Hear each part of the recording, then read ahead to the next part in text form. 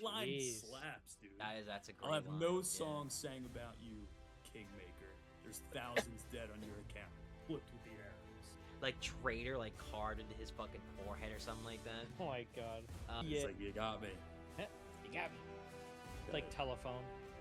Yeah, right, exactly. Cole shit his pants. Everybody got shot with the arrows.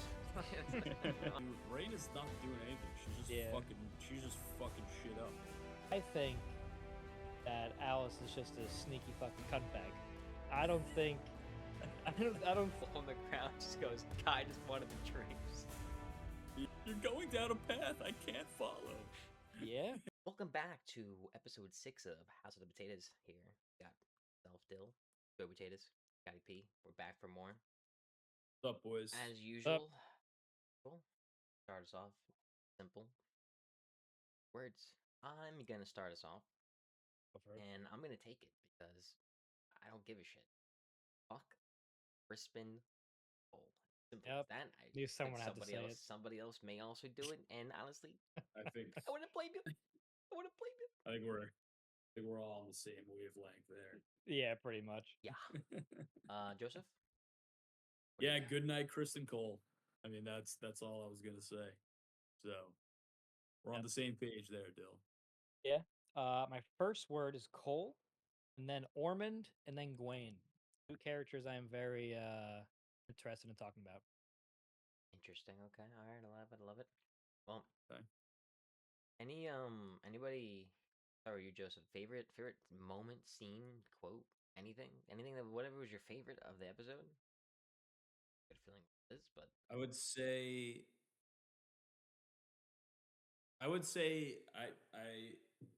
the fight scene in general in the beginning.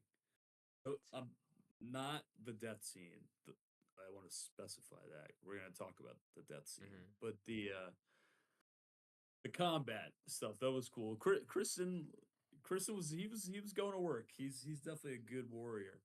Yeah. He's a piece of shit, but guy can fight. So. Yeah, honestly, I'll switch it up. I feel like that was everybody's favorite moment in the episode. I mean, let's be honest. I think I'm gonna choose when Gwaine was fighting off the Baratheon agents. pretty dope. That's a good one. I think Gwaine in that was fucking sick. He was fighting and just talking to Ormond at the same time, just slicing people up. I fucking loved it, but we'll talk about that. But that's my favorite moment. I mean, definitely Cole, but honestly, I think the dopest scene, dude, was she pulled out those dragon eggs. That was Yeah, I didn't expect that. I don't get surprised like super often when certain things happen. You know, I was not shocked when Jace died. We weren't shocked. We talked about it last episode. Like we saw Cole. We kind of. I think we were talking about it last episode. Kind of saw it happen. I think we were literally like, all right, Criston Cole's gonna fucking die. I remember Joseph was specifically saying, like, I think next episode. I was kind of in agreement. Scott, I know, was saying definitely this season, probably next episode. So we were all kind of there. But the dragon egg scene, that was sick. And then when she warmed him up with him, like, okay, goddamn. I love how it plays the music, the Daenerys theme. Yeah. Yeah. They had a couple. This guess, episode actually had quite a few of those moments. Did they not? Eventually.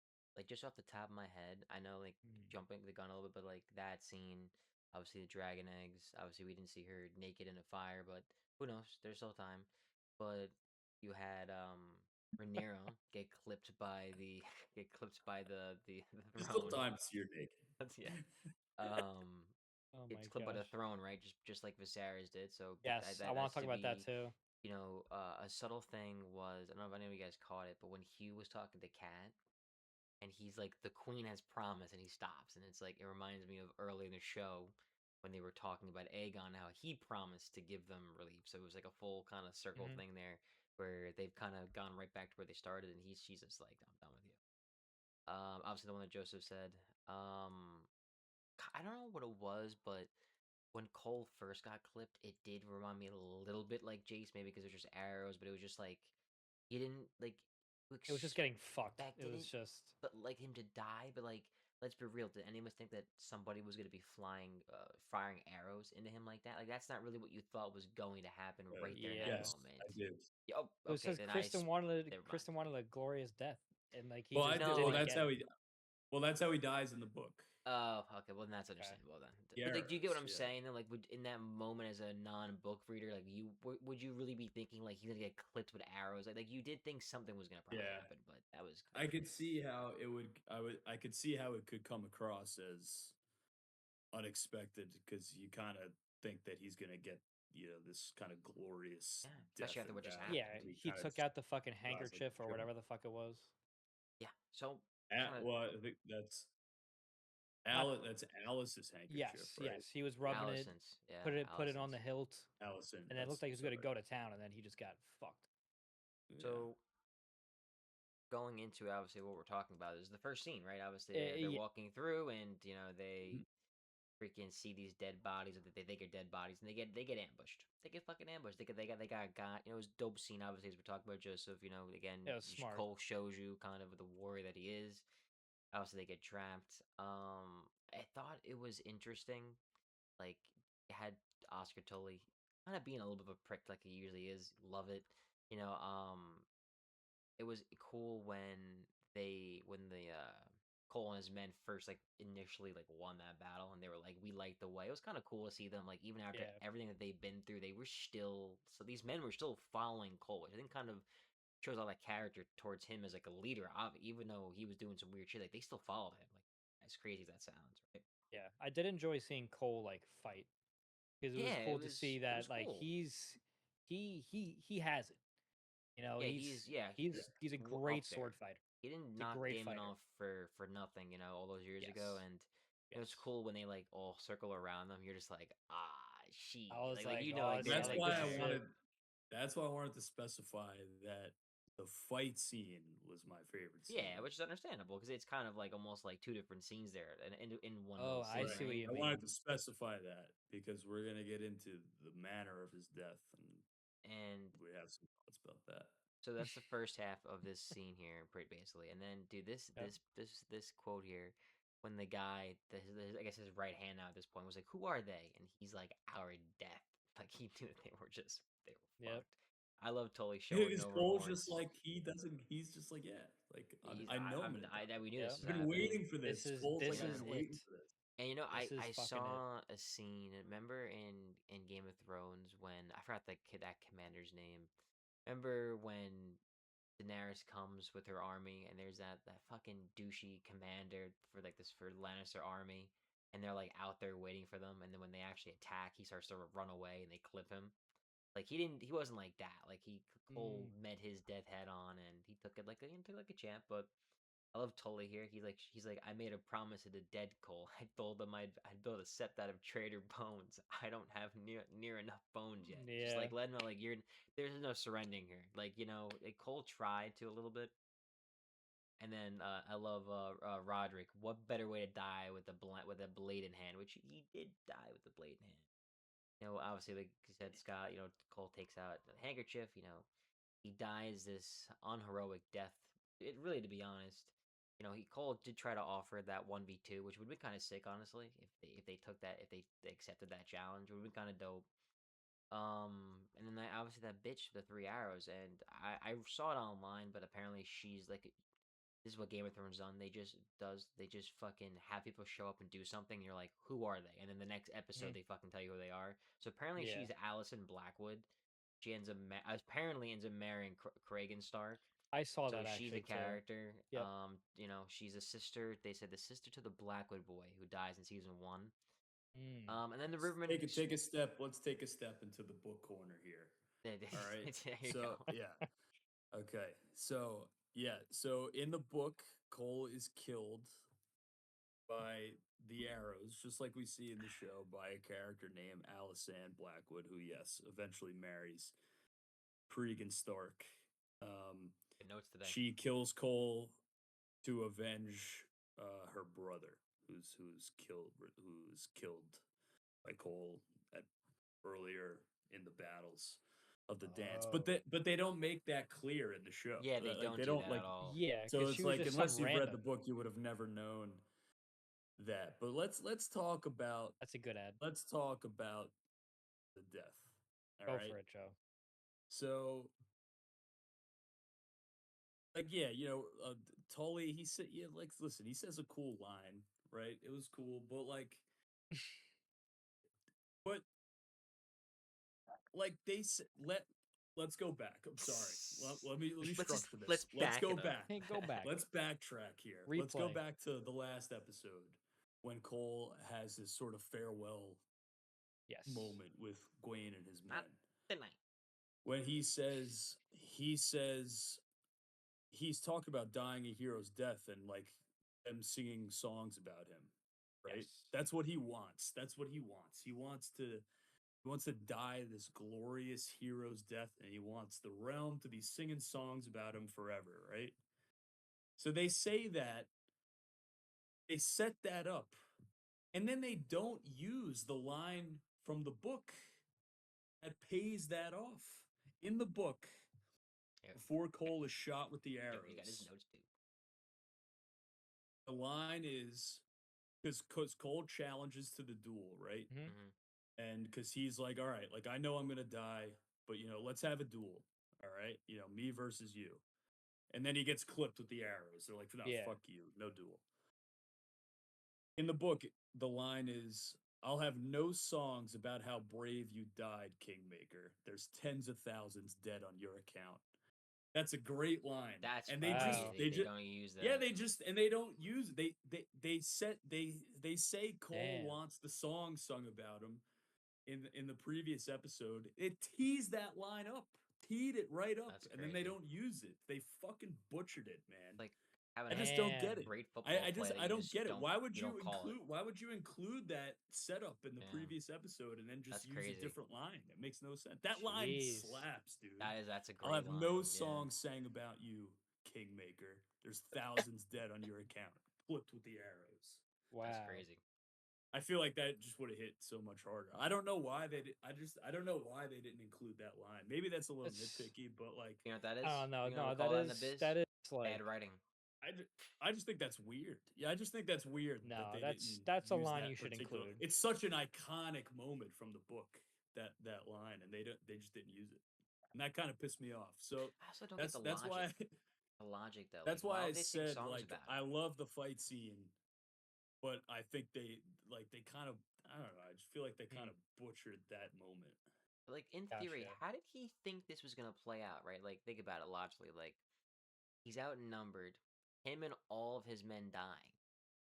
How would anyone know what happened? Because the people who fucking killed him, they're not gonna fucking sing songs about him. So that anyone else that's like gonna be on Cole's side, they ain't gonna fucking even know what the fuck happened. Well, word of mouth. Right? I get, but like, Things what are they just gonna kinda say? What are they spread. gonna? They're gonna say Cole died like the dog, like he was, because they don't want to fucking make him out to be. You know what I mean? Like, you wouldn't want to make him out to be this kind of whatever. That's beside the point. But But yeah, you would. I guess you would just assume that, of the thousands of men that are there, like it would be reasonable to, like, that the manner of his death would spread by word of mouth at some point. It could be. I also think they all just fucking hate Criston Cole, and they would probably not want that going around. That's true too. Yeah, but it could be some lowly soldier in the army, says how he died, and then it just kind of like telephone. Yeah, right, exactly. Cole shit his pants. Everybody got shot with the arrows. On the next one. Dude, could you believe it? Cole got shot in the testicles, dude. Like, it literally goes. It's always being changed, but he's like ready for the hero's death, and I'm gonna agree with Joseph. It's just crazy. He just didn't get it. I think leaving that one line out is that is blasphemy. crazy.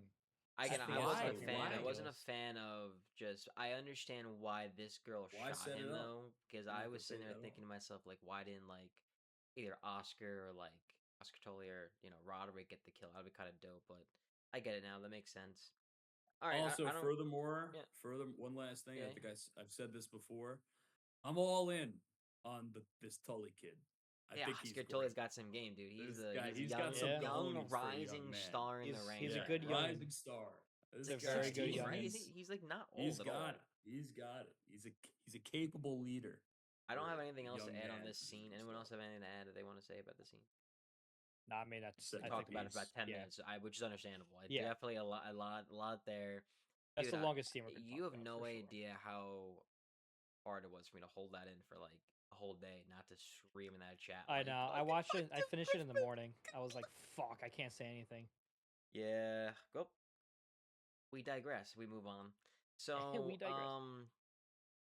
we again more small council meeting, which luckily there was really only Another I think one. at the one episode, this one scene I think was the whole Yes. episode. So we only got the one council meeting. So House of the Damon's Small Council. yeah, Damon's fucking livid. This guy's fucking out for blood. You know, he's mad about the gold Pissed. cloaks. You know, and now remember at this point, Orwell gives the update about the Rivermen. They don't know what's happened yet. They have no idea that Cole's dead. Right? We see this. This is a common theme here. Like word isn't spreading as quickly as it really. Not understandable. They're not no texting. Like remember later on, like Darren asked about like, oh, maybe Otto could be the hand mechanic dude. He got his head chopped off. Like God knows how long. I mean, it feels like to us a long time ago, but again, like just said, maybe only a couple days or weeks or whatever, months or whatever it is has really passed. So, they don't know about Cole. Massaria again, classic arguing with Damon. You know, Alan finally speaks. He comes up pretty. He was saying some pretty wise stuff. He's basically kind of telling Rhaenyra like we definitely need to strike, but we should be a little cautious about it. You know, Damon's all gung ho right now, wants to fucking burn thousands alive right now, like Aegon the Conqueror. Fucking Damon throwing the thing at Mannerly to shut him the fuck up. That was Classic. so funny. He just like Just tossed chucked something at whatever him. his cup or something. I thought that was hilarious. Rhaenyra, like It's like Damon is saying he a wants to child. like, yeah, literally, like, literally, Like a throwing petulant his child, toy, just like throwing his toy at. literally. He's mad at his dad or something. Oh my god. Alan offers the Valarian men, and Rhaenyra does like accepts it, but obviously she's clearly Cora's still not there, which but that's kind of about it. There really isn't much. Damon and Rhaenyra are like arguing about like what to do, and like Damon wants to go, and Rhaenyra's like we should have somebody like she thinks that someone like a plain face because she thinks it should be somebody that's not so obvious, got the fucking hair, everyone knows who he is. Damon's is like no, like, I'm fucking going in there and I'm taking care of this, which he starts doing. Pissed. He's pissed, Yes. which rightfully so. As he should be. His boys are getting clipped out there in the streets. Yeah. In terms of that, I mean, I guess it was a couple of things happened there quickly before we get to a couple other small ones here.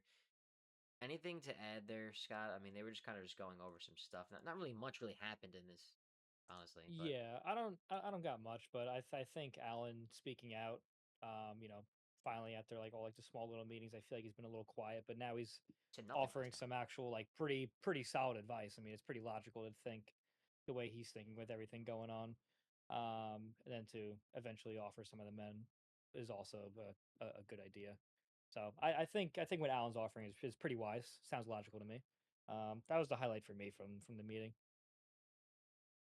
Joseph? Yeah, Alan seems to be the most like logical. Yeah, he I feel like he belongs. He's educated too, probably of all of them. He belongs in the small council. He knows he's educated of all of them. Think about it. Like Rhaenyra, Manderly, like Daemon, like they're all like lords and stuff. Instead of him and Massaria, the rest of them, Orwell, Grand Maid, you know what I mean? They're all educated individuals. I'm not saying they're smarter just in general, but like they're actually taught stuff. You know what I mean? But he just seems to have his demeanor. He does. Seems to he knows like how to carry himself. Yeah. So he back get some action soon. So we keep going. Jesus Christ.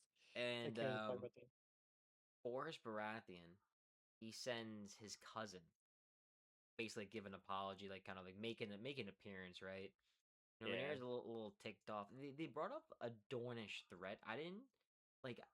I don't remember them ever mentioning about that before. Unless I'm missing something, or it's just classic, like in the book but not in the show. Like I don't remember that either. I was confused by that. You call it that, right? You call it that. Where I forgot that I didn't have the exact quote, but he was saying like, oh, they've been busy with the Dornish threat, like in the south. So like clearly there's something going on there of some kind.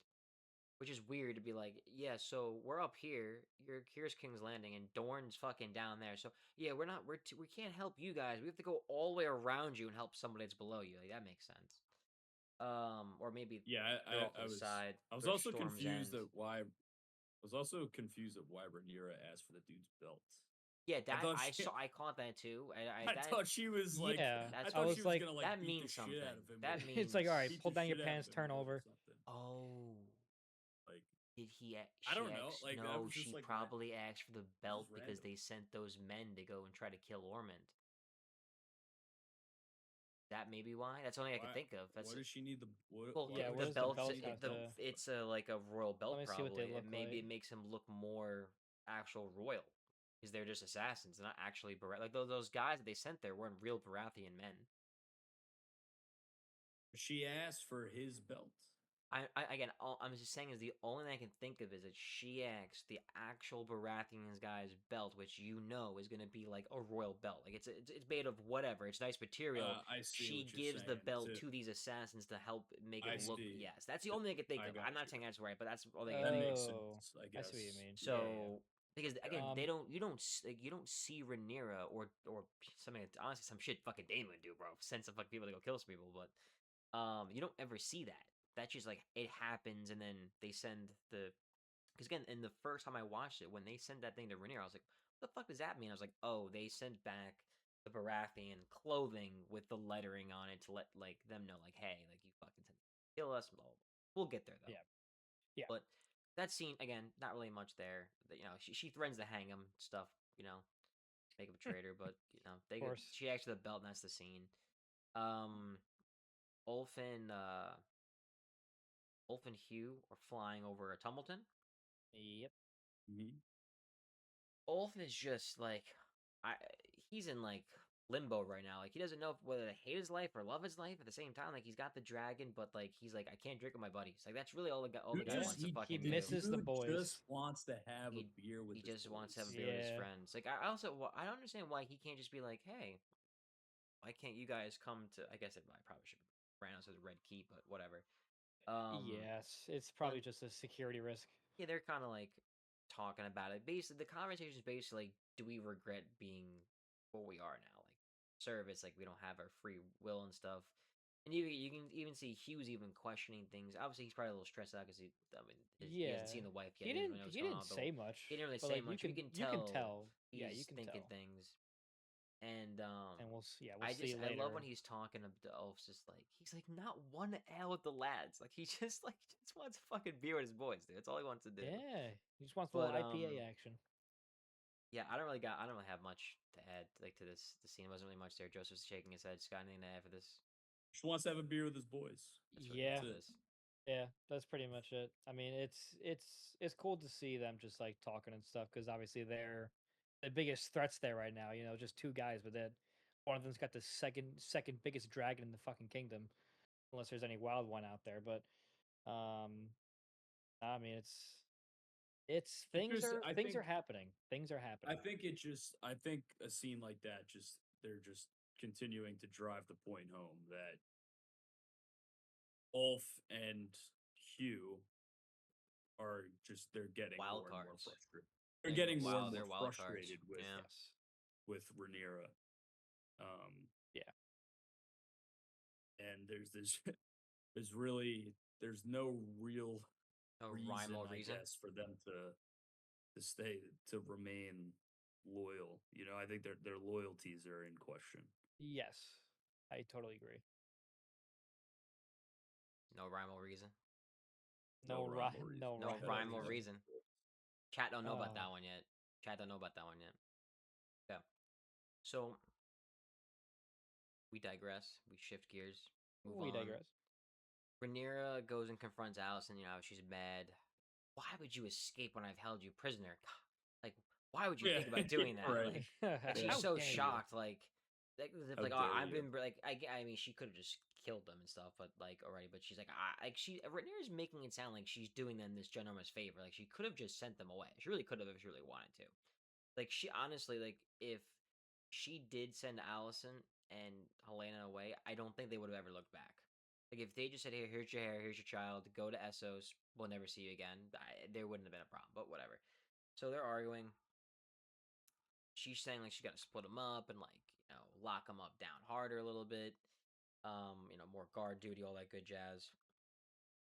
Rhaenyra is even like basically saying like if you don't stay in line, like I'm gonna fucking kill your child.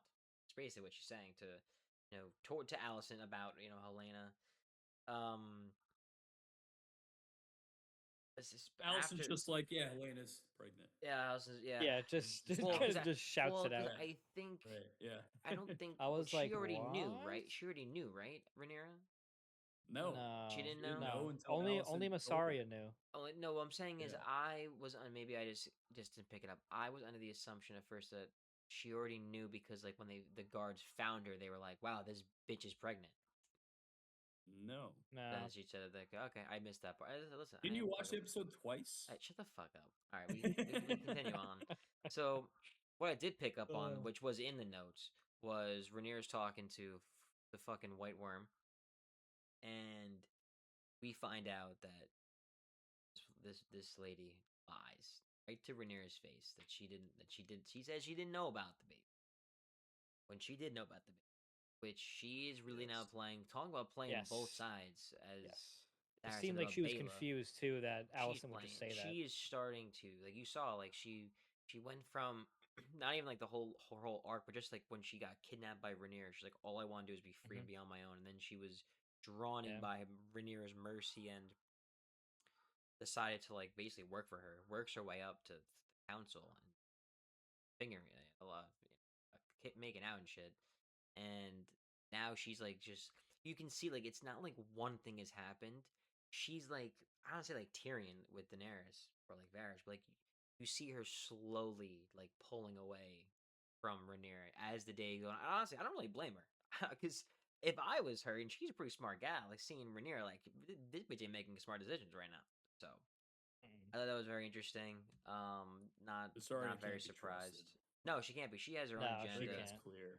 She has her own agenda. But nobody can be trusted. That's true. I mean, as you said, Joseph, like 3 episodes ago, like I don't think anybody in this show is a good person. Like all just bad people, bro. Oh, yeah. Joseph, anything to add with this scene and maybe actually we don't have the whole scene. Anything with like this little? It's really one scene, I guess. Nah, I mean, I think Alicent's just doing whatever she can to sort of survive at this point. Trying to play on any sort of, I guess, love or friendship that they might still have somewhere deep down. I think Alicent's just she's trying to protect Helena, and she's just trying to do whatever she can to survive. And Massaria, I don't trust her. I don't trust her at all. Not at all. I don't blame you. Yeah. That's really all I have for that. Yeah, I think that I agree with Joe. I mean, I think she's just trying to protect herself and Helena, and then she just wants to get the fuck out of there. You know, no one can fucking blame her for trying to get out from where she's at right now. I mean, it's a shitty fucking situation. I also think there's a lot of foreshadowing going on. Yeah, and I think too, like, Massaria is something, I don't know what's gonna happen, but Massaria is up to fucking no good with this whole double agent bullshit she's trying to pull with the blacks and the greens. So I don't know. It seemed like Massaria was confused about how Alicent just like revealed it like that. She was like, "Oh yeah, I didn't know nothing." Just very, very, just like you see it in her face. Massaria was just fucking confused. I don't know. That was at least the way I took it. That's all I got though. Poor Daemon Targaryen, man. This guy freaking goes to that murder scene again. He's just like looking at like all a good chunk of his. I don't know how many gold cloaks. I'm probably sure they have like 1,000 or 2 strong. Citywide. They gotta have at least a couple guys, some kind of a small army here, right? I think early in the show they give him 2,000. They were 2,000. They were 2,000 strong when they started at their inception. They figure somewhere around there. So I mean, you probably saw what 15, 20 men. Obviously that's just the only ones that you see. But they come numbers on in, are dwindling. And yeah, exactly, numbers dwindling. This guy. I mean, the guy who also gave there was him his 15 cloak, in there actually. This guy was an old guy too. Like you could see, you could tell this guy in particular was Yeah. old. But and I'll ask the question at the end, but they give up basically. They're scared. They're not making money.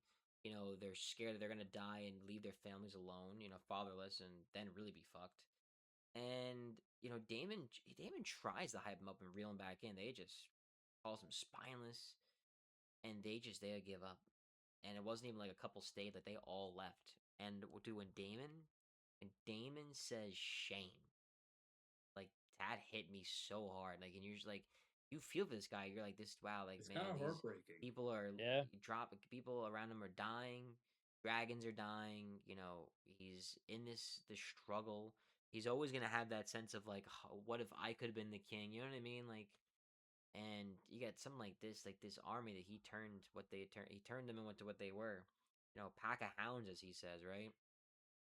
And just not a good look right now. And I guess like I pose the question like, do you blame these guys? Like, do you blame them? Like they're not getting paid? Like there's killings going around. Like I do blame them because they do have an oath to fulfill, and you know Yeah, that's what I was it's not gonna gonna be say. easy where they are and knowing what they do. But you know you got to figure like what is the alternative? Like, what are you gonna do? And then even if you like don't fight and then there's no more city watch, like are you gonna stay in the city or gonna go somewhere else? Because if you're staying in the city, it's gonna be lawless and you're gonna probably get murdered with your family anyways. Yeah. So like that's kind of I do blame them, but maybe some people may say like no, like why should they not get paid? Like would you work a job and not get paid? Yeah. Would you just volunteer? I mean, Right. I don't know. So I guess that poses the question. Scott, what do you think? Yeah, I mean, when you join the Gold Cloaks like that, like you're taking an oath. It's not like you're it's I think it's just fucked up that it seems like I understand like they got a family, they don't want to fucking die Oh and yeah, leave it just to their wife and their one kid or two kids or however many they fucking have, but in the end you took an oath and you're just breaking in that oath. And a all lot of them cocks in it the seems end. like and it's honestly seems like they're just fucking scared. I understand that like it's Of course people's they're scared. They're intestines getting being murdered in the flown in the street. streets. Yeah, Yeah, it's crazy. bowels ripped In the out. end, I think you took an oath and Jack rip you the just shit out. gotta do it. Scott, Joseph. Yeah, yeah, listen. I mean, I can't really fault these guys. I mean, like your morale is low. They're not getting paid. Well, that too, yeah. They're already poor to begin with. They're not getting paid. They can't feed their families. They're getting murdered in the streets. I mean, listen, I understand where they're coming. I understand where they're coming from, but I also understand Damon's point of view, where he's like, well, you're just gonna quit, so now the whole city is just gonna become lawless, and you got to look over your shoulder all the Yeah, then time. you're really gonna be unsafe. But like, I don't know if you, I don't know, like I can't really fault them too much. I mean, they got to think about their families, and but I feel bad for Damon though too. Here, it's like these are his guys, and they're like, it's like the soldiers are abandoning their commander. Yeah. There's I think there's a sense of pride with Damon too, like that he started the City Watch, like he turned the City Watch into like what they to a formidable police force, and then now it's kind of all crumbling. On top of the fact that there's all this unrest in the city, and Rhaenyra's rule is in question, and Hmm. there's a Hasn't really lot even of started. there's a lot of internal turmoil that's going on, and it's all kind of compounding now. And yeah, it's tough. It's tough. Team Yeah, Black's in a tough spot right they now. are. I do have a question to pose. Do What's you up? think if they got paid very handsomely that would change their perspective on the case? 100%. Yeah. Yeah. Yeah, I think if they were still getting paid, Dude, I think this Damon would be able to rally the troops, if they were getting paid. But the Especially fact that yeah. Yeah. they're all dying, and they're not getting paid at the end of the Yeah, day. and they got hyped last episode when Damon had the speech about them being paid in fucking riches and shit. out the Right. window. Yeah, all out the window. I mean, So let's be Morale real is though. low. morale's very low. 99.9% of people in this time period, they want like really Yeah, one of like two money. things: money and fucking pussy and dick. It's really all they fucking want, dude. They want to be able bit of fun? Can they want to get some money, a little bit of power? That's all that people want. So take those two things away. Good, bro. Okay. So Corlys, he's taking out some pirates. You know, him and Alan, they meet up. Alan in the armor. Alan in the armor, looking fire. Alan's asking for some men from Driftmark to help with the city watch crisis, and you know, Corlys is like, wow, this fucking girl just keeps taking more and asking for more and asking for more. Now you keep giving it, you keep putting out, bro, whatever. Then Alan's like, well, I'm the one that's asking you for it, and Corlys, he can't believe, he's like, I can't believe like you're siding with her, and he says, you take her side when she yet refuses to grant you legitimacy. And then Alan answers back and goes, and how many years did it take you to do the same? And it's just like he does have that moment, and it kind of sucks that this may be the last time that they see each other, probably. Because think about the Corlys, I'm just gonna jump to the gun, is like he may not be dead because you don't see him die. You never know. It's like Glenn from The Walking Dead. You didn't well, they died later on, but like Glenn with The Walking Dead, like falls off the dumpster, and you're like, he's gonna be alive when he crawls into the dumpster and he survives. So I'm saying you never know. I really hope he's not dead. I hope he's not dead either, but we're gonna see. You know, Corlys lets him know Tyland's alive. He survived the gullet. He's going to Rook's Rest. That was big too. That was big too. That information. Clump these three scenes together fast because there's two quick ones here, and then Larys, Tyland, and Aegon, they head out. They're really fucking Tyland's digging up the body. He's got two fucking cripples over there, and Tyland, digging the hole, put him in the hole. Talking about, again, same kind of conversation. Where should they go? Larry says they should, sail across the narrow sea, and then you have Tyland's like we should go to, Castle Rock and call the troops, right? And Aegon, I didn't really catch this at first, but the second time I did, Aegon basically tests Tyland and asks him like, "Do you think I'm a terrible man?" And Tyland doesn't really know what to say. Like, that was the part. He's like, well, some people are good, some people are bad. We all have our qualities, blah blah, whatever. And it's Aegon kind of realizes like he's not being truthful to me right now.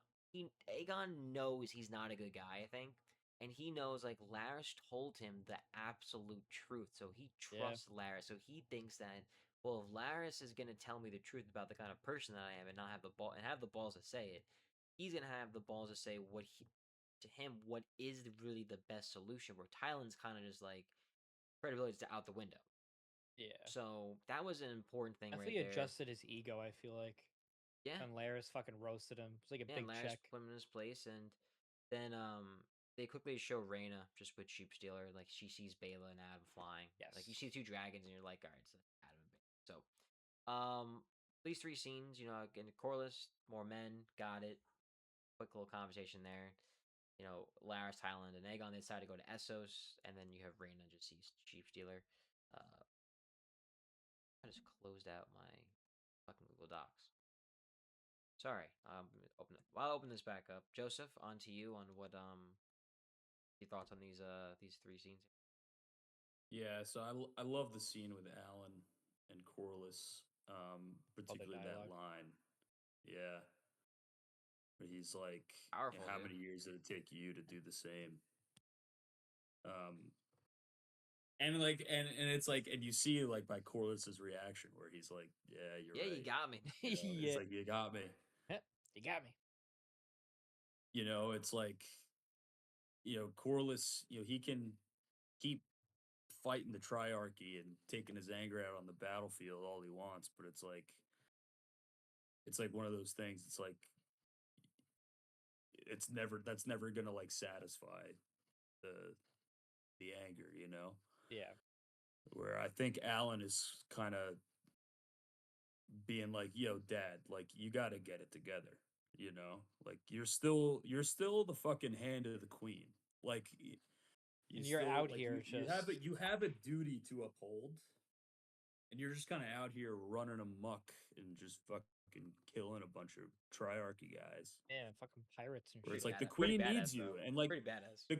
Yeah, it is, but like the queen needs you, and like you have a duty, and you have a duty to uphold as hand of the queen. So like, get it together, Pop. Get it together, Pop. Yeah, I mean, get it together. And then the Laris and Aegon scene. Dill, I think you nailed it on the head there. Thailand is Thailand. I like The note. Thailand. I think he's kind of funny, But but he's he's also growing like on me. he's kind of but like you said, like he's kind of just like a worm. Like he's just like he won't. He's like in a roundabout way trying to like beat around the bush. He's like, yeah, like I think you suck a lot, but He's like not you Tywin have some Lannister. admirable qualities. Yeah, It's like all these different situations that caused him to be like that, like just dancing yeah. around. But it seems like Aegon takes Laris's plan, and they're gonna sail to Essos. Yep. Wonder what that game plan. And then the Rhaena, Yeah, the Rhaena. To be honest with you, like I'm so uninterested when Rhaena is on the screen. Like I'm sorry. I always just so I Sarah have hates Rhaena. Sarah I can't just stand Rhaena. I don't even think it's like that. I think it's just like the show's fault, honestly. Right? I just feel like Needles. I just don't need this. Like, what is Raina's like? How is Raina like really serving the story, other than the fact that You she know who shoots Rhaena kind of Theo's reminds me rider? of? You know who Rhaena kind of reminds me right now? she's just Rose kind from of like, Star Wars. She's just oh, a meaningless jeez, character, just fucks a bunch of God. shit up for no reason. She's just there, like jeez. didn't need to be there at all. Like if she wasn't in, well, Yeah. I mean, she did lead to certain people At least dying and Rose, stuff, but at least Rose is like part of the resistance and yeah, like I know, fighting in the war. yeah, Um, yeah, yeah. Raina's just like not doing. Raina's not doing anything. She's just Yeah. fucking. She's just fucking shit up. Killed their bro, and now She's she's just chilling in the fucking shit up. cave. Yeah, I don't have much to say about Raina, but that's pretty much all I got for those three Got it. quick scenes. Yeah, I mean, you guys both pretty much hit the net on the hell there. Hit the net on the fucking Ned head. on the hill. Yeah, that's not right. Hit the nail on the head there. The fuck? So yeah, honestly, you guys pretty much said everything I was gonna say. I mean, I do like the Alan and Corliss dialogue. I love their conversations ever since the first or second episode where they had like that conversation on the beach, finding I Corliss. feel And like they have everything. some of the best. They have some of the best Yes. scenes. I Yes. think those Yes. two. Daddy shit. Yeah, I'm not gonna add anything. You guys pretty much said everything. Okay, so we get to Alice and Eamon, potential new hottest couple on the block. Oh, Jesus Christ. And they're getting kind of close, again, kind of weird. You know, Eamon, he just wants to find Vhagar. He wants his girl, man. That's his true love right there, Vhagar. And Alice wants him to stay. Alice wants him to stay. She's trying to persuade him, like bringing up, like, well, you don't know where Vhagar is. Like, people are out to try and kill you. There's a bounty on you. Rhaenyra wants you dead. You know, she reminds Aegon, like, they have 6 dragons. We have fucking 1. It doesn't matter. It's the way with the ocean. And that's kind of about it with this little scene here. But you can clearly see they're starting to. You already kind of knew going into it, but like, you see that she really is like the way she's looking at him and talking to him and stuff, right? And He's taking the lead. He's taking the lead. Yeah, exactly. Oh yeah. And the lady of the Veil, she's a very intriguing character because she's just like, scene starts and she just tosses somebody out of the moon door. Like not her specifically per se, but like they're tossing someone out of the moon door. You know, it's good to see that in Rhaena use comes again. in, she slaps the shit out of Rhaena. I'm Oh, sure yeah. you all love that. Slaps the shit out of Rhaena. You know, Rhaena was spotted. You know, I guess she went out after Bela. You know, wants to see her sister, which I don't blame her. And ladies, like, we had a plan. We had a deal. We had an arrangement. You don't get seen, and you can stay here for as long as you want. And that took not a lot of time whatsoever. And she gives her another chance, right? And lets her off. And I posed the question of, like, what is this game she's playing? Like, what does she want? Does she want power? Does she just want to, like, be powerful and not be left alone? Like, does she want to pick a side? Because she hasn't really. I don't know where she technically sides with Rhaenyra, is really who her allegiance, you know, is with. But like, what has she really done to really help her? She let, hey, I helped your children go off on to an adventure. Like that's really all she really, and gave him some gold, some gold. Not even really that much, honestly. All she's really done. She abandoned Rhaenyra's kids. Yeah. Sent them off. Yeah, Flew into fucked. battle and got Jace killed. Well, Rhaena did that. I was talking about Lady of the Vale. Or are you just talking about Rhaena now? Oh, I'm sorry. I thought you were talking about Rhaena. No, I no. still got Rhaena. Well, I mean, all very true and valid points about Rhaena. Nothing wrong there. I was just saying, like, I'm curious what the Lady of the Vale's game is. Like, what is she like? Why? Like, she could just kill Rhaena and just throw her off the moon door, and like, Sheep Stealer Dragon would just is a wild dragon. It'll just go away, like, and there'll be no problem. I don't know what her game is, because if she wanted Rhaena on her side, I don't know if she's playing a long con with Rhaena to be like, hey, I'm gonna show her that like I'm being remorseful, and eventually she'll like be faithful to me, and I'll have a big dragon. Maybe that's the game, because maybe she's like, no, you have to stay here with me, and you're on my team now. Basically, like you work for me or whatever, and then Rhaena just turns around and just fucking kills all of them. Like I don't really know what the game is there, and maybe that's what it is. Maybe there's some other alternative motive, or maybe she just I don't know. Maybe she let's just fuck around and find out. I don't know. So I think maybe she's just like, well, because like Raina said a couple episodes ago, it's like, you can have your dragon basically. Yeah. So maybe Jane is just, kind of Lady keeping Jane her is her around, name, right? Yeah. just in case shit hits the fan, and Which maybe she can call upon Raina and Sheepstealer to help them out. Maybe, because she could, in theory, just tell Rhaenyra that Rhaena is Sheepstealer's rider and fuck Rhaena's life up, basically. Might be afraid of Daemon. She's not doing that. So she's not single. doing that. So. The Lady of the Vale is single, right? She's not married to anybody. I don't believe. I don't believe I so. don't think so. We've never seen her. You think that there's a chance that she may wiggle her way eventually, because like I kind of know who, like, and not exactly the person, but like I Rhaenyra has a couple young boys. Yes, they be young, but they're still boys and they're young. You know what I mean? Like, is there? I mean, especially Joffrey. Like Joffrey is a hot commodity right now because he doesn't have a betrothed. Or obviously, you saw Baela. Obviously, she's canoodling with her fucking uncle. But people like someone like Baela, like maybe the Lady of the Vale. Like, there's somebody out. Someone's gonna have to be betrothed to Joffrey. Like, if that's the plan, is him to be the king one day after. So wonder if that's an angle maybe or something, but I don't know. And then Scott with these two scenes, I mean, I don't know. I mean, do you think she could be afraid of Daemon at all?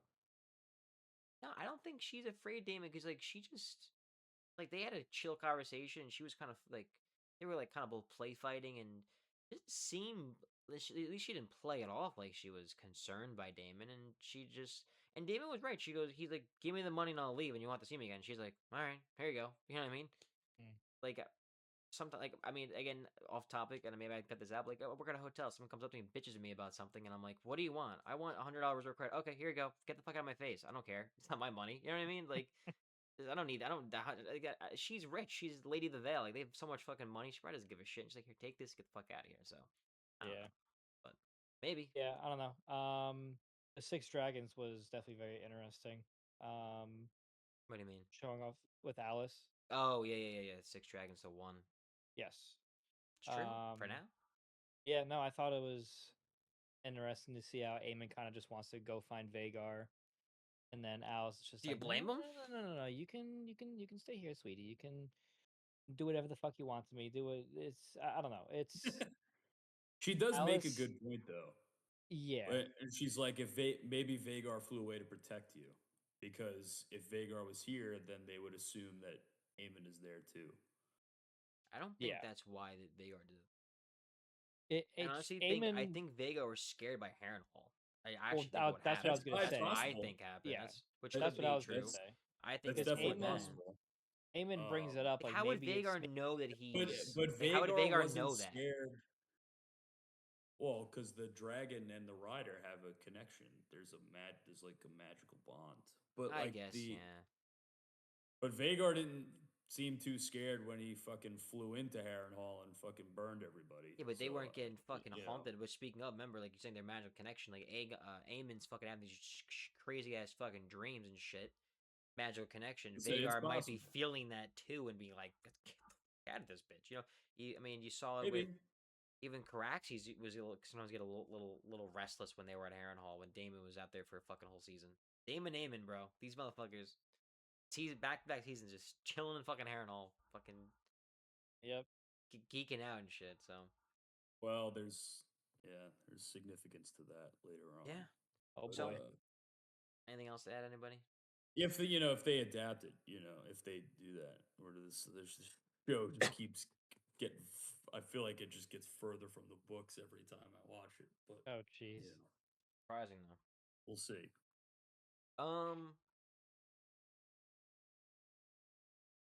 Move on. We move on to. We digress. Baela and Alan. Baela and Alan.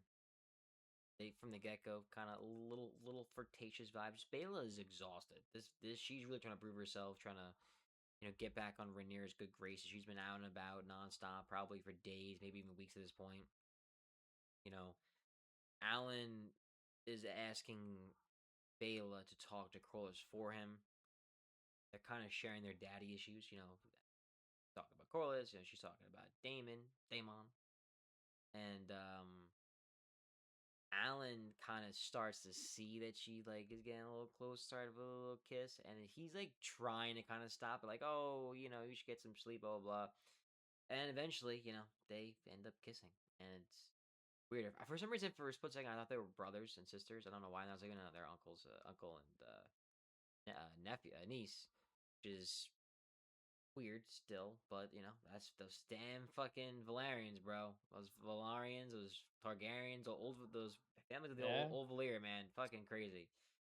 And all these incest babies. So they start Alan kissing. is Baela, man. I mean, I don't like. I can't believe he did that. That's crazy. It's not that I can't believe she did it, because I said it. Remember in the second episode, after they found Corlys, and you two fucking called me crazy. You're like, nah, get the fuck out of here. So I got two things for you. Okay? I called you crazy for what? I said Alan and Baela getting together. I didn't call you crazy for that. I'm gonna check the footage on that. At least one of you called me crazy. I thought it was both. It was probably. We're gonna roll the tape later on about that one. But regardless, I did there's call no way that I out. Crazy for that, because I know what happens in the book. So. That's a fact. Could be true.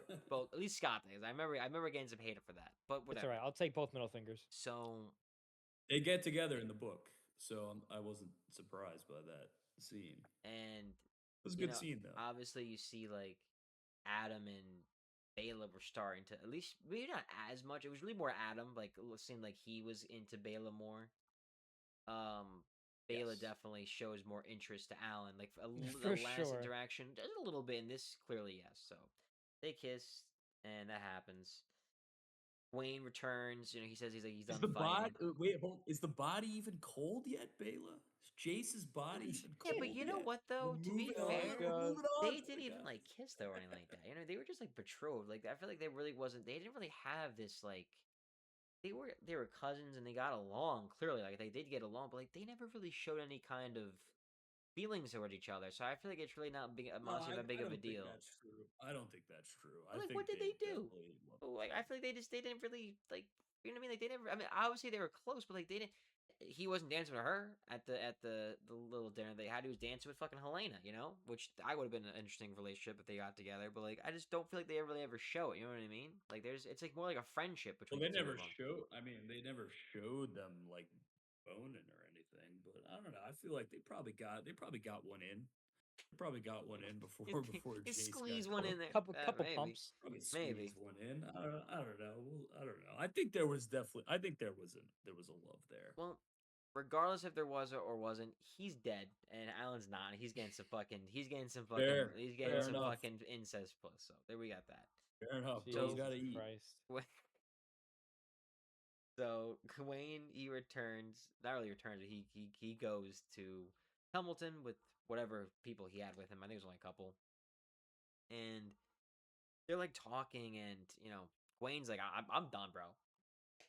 God knows how long he was out there. He went out twice. He went out, he fought for a while. He came back to King's Landing with Cole, and they went back out. So he went through the ringer. He got out the right time. Classic case of Wayne got out he's the guy in the blackjack shoe. You get out at the right time, bro. The absolute right time, and all your friends get fucked right after. So Wayne's I'm done. I don't know. I don't really I want to go back to Old Town. And Ormond's like, we have the advantage. Doesn't really say it, but I don't know if he's implying like, what's the advantage? Like, is it that they're being shielded by the innocent? Is it that he's got the gold cloak crisis going on right now? I don't really know. He doesn't really specify exactly what the actual clear. He says like he at least says like we have the clear advantage. So I would love to know maybe what that was all about, but we'll see. And it's kind of just Hunter gets the kill. Yes. Yeah. That was another great line too. Exactly, and then like it's funny when like he's like I want to get washed up and stuff, and he's walking away, and then Darren, and he's like the Darren like make sure you keep your back to the wall, like making a joke like because Gwen was gone for so long with no women around. That was funny, and Darren does a 180.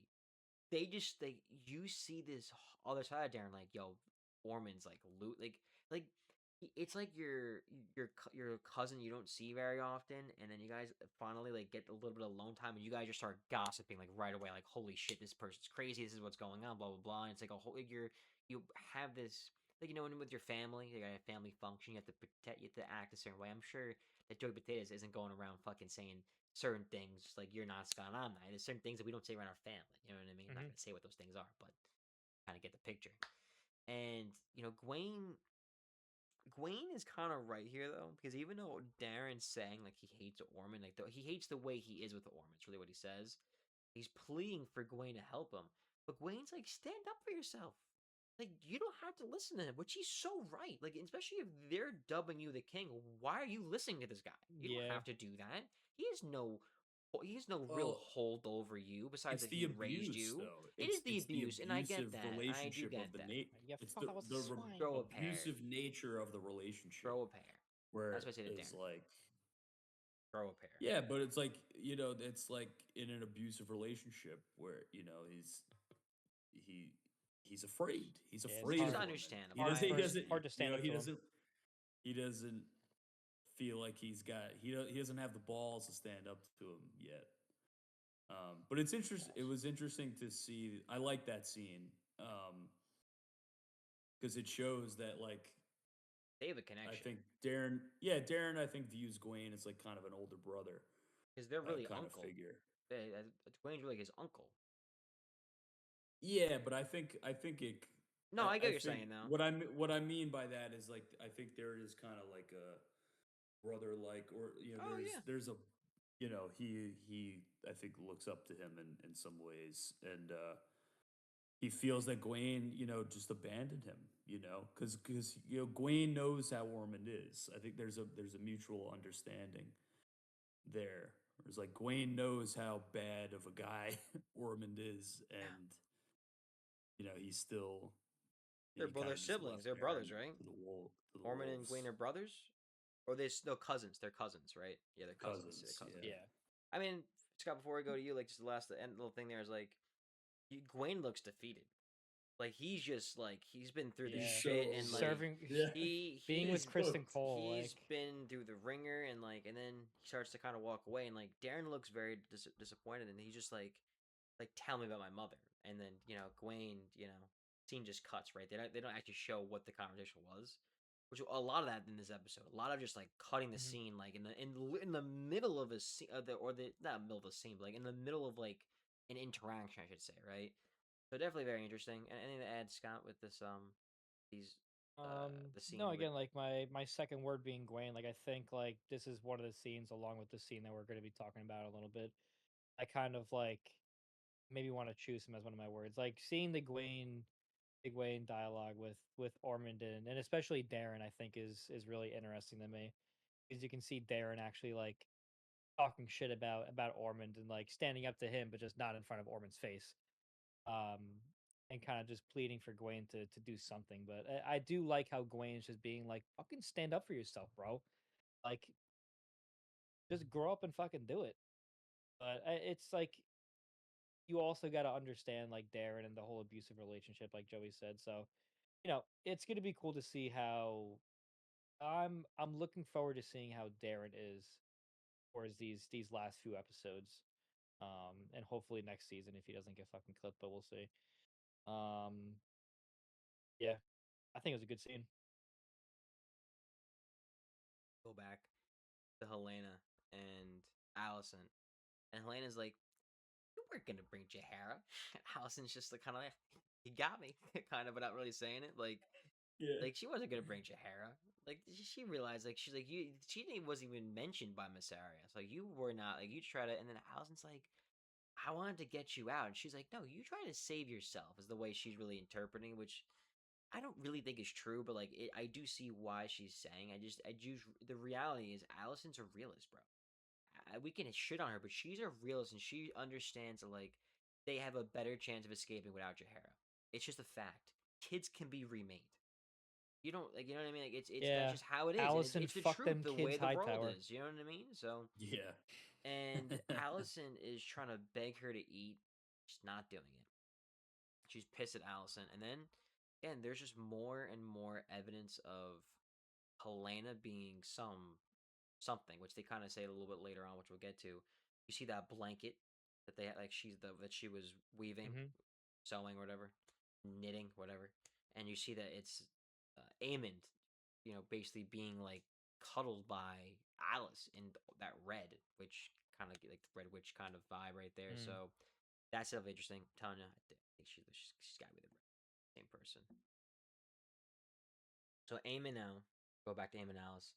Aemon's going after that horse, and they see the little boy. I guess he's one of the two of the people that she mentioned earlier, like when those first guys came to try and find him, and he sees him, knows it's Aemon. Alice just kills him from behind. Like I was like, okay, cool. So Alice is like trying to convince him to stay further, and she's like, "Let me show you something," basically, and then she shows him the dragon eggs, and that was crazy. And he can't believe it. Like, he isn't That was showing a so shocked face surprising. very often. That's crazy. And she explains briefly Rhaena Targaryen, I think was her name, and she went to Harrenhal, I guess, after the death of her child. And she brought these dragon eggs. I think that the dragon died first. I don't know if they say the name of the dragon. And she had these eggs that she just kind of kept, but then she just stayed there and just died. So Alice, she talks about how she's cursed. She says that she's tired of this, like, I forgot the exact word she uses, but something existence. So you just like, again, more information. Like, this bitch a witch. This bitch a witch, bro. Like, she's been around for a long time. Like, clearly, she's grieving. She's got some pain. Like, she wants Harrenhal, but we don't know what the end game is. So she touches the eggs with Aemon, and they start to warm up, and you're like, shit. Okay. Something that I found very interesting though, which made me nothing, made me something, I don't know, is that when she's talking to Aemon, like when they're holding the dragon eggs, she's like, "I want to be the lady of the water," and like he be the Targaryen, like prince. And I found it interesting, that, like she's kind of a witch and like red and fire. So why does she want to be a lady of the water? Like I don't understand what like that like if that means something or if it's just nothing or I figured I don't know. So she's basically saying like she wants them to team up. She wants them to they want to have babies together and stuff, and then they kiss. That's the scene. Um, Scott, any thoughts on Tingle? Yeah, I mean, I think this scene pretty much speaks for itself. I think just killing the boy out of like just like the first scene that pops up was like fucking funny. I don't know. Poor I fucking found that random ass hilarious. boy, dude. I was like, poor dude, he just got fucked. No, I think out of this entire scene, I mean, just the dragon eggs, just just out of nowhere. I was just like, yep, Three, right? holy shit. Three of them. Um, Was it three of them? Yeah, it was three of them, I think. let's see. I thought there was more. Was there more? Hold on, going back. Fuck's There sake, were Barry. more than three, One, I think, right?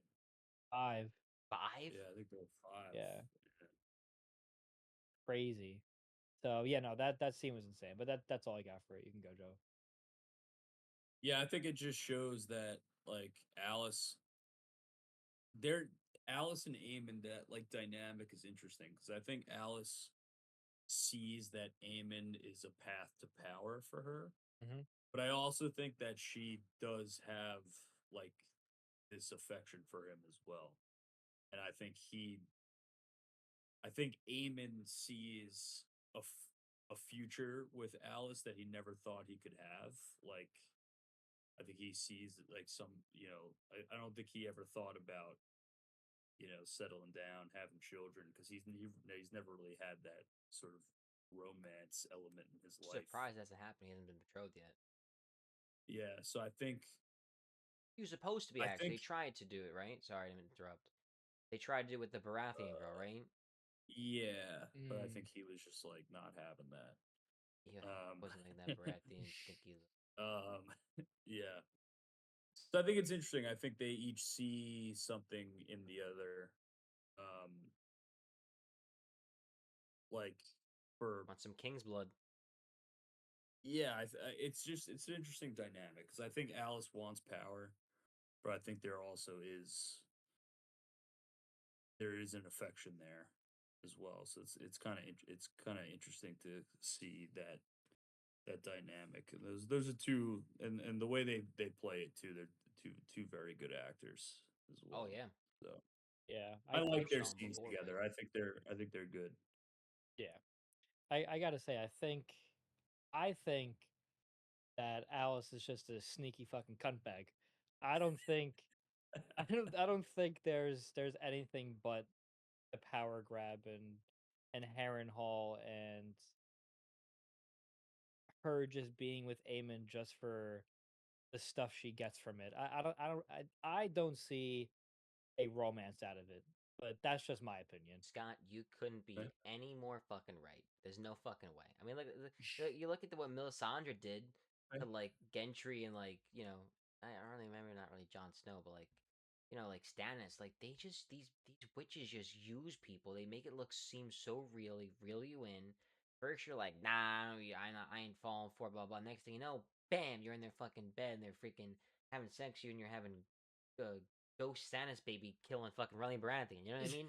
So like, there's shit going on, dude. Next thing you know, like, no way. Like, this ain't more. This ain't nothing more.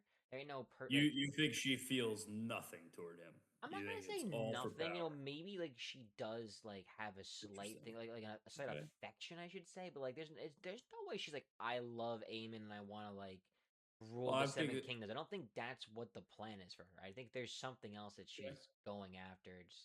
I don't know, but because it's not the same as Melisandre. I agree. I think that's a big part of it, but I don't think I don't think it's the same as Melisandre.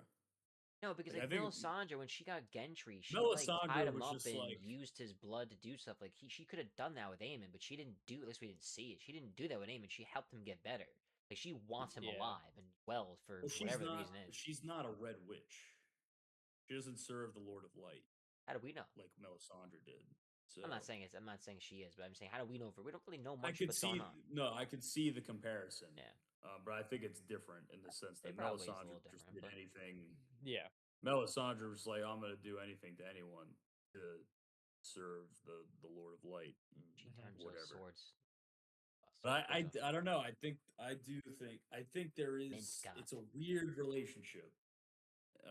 It certainly is. Some sort of. I think there is a twisted sort of romantic element to it. Yeah, but I definitely do agree that I definitely do agree that the primary motive is for power. Yeah. But I think it's a little more nuanced. Yeah, there's something there. I see. Rhaenyra's in the throne room talking to the common folk, and it does not go.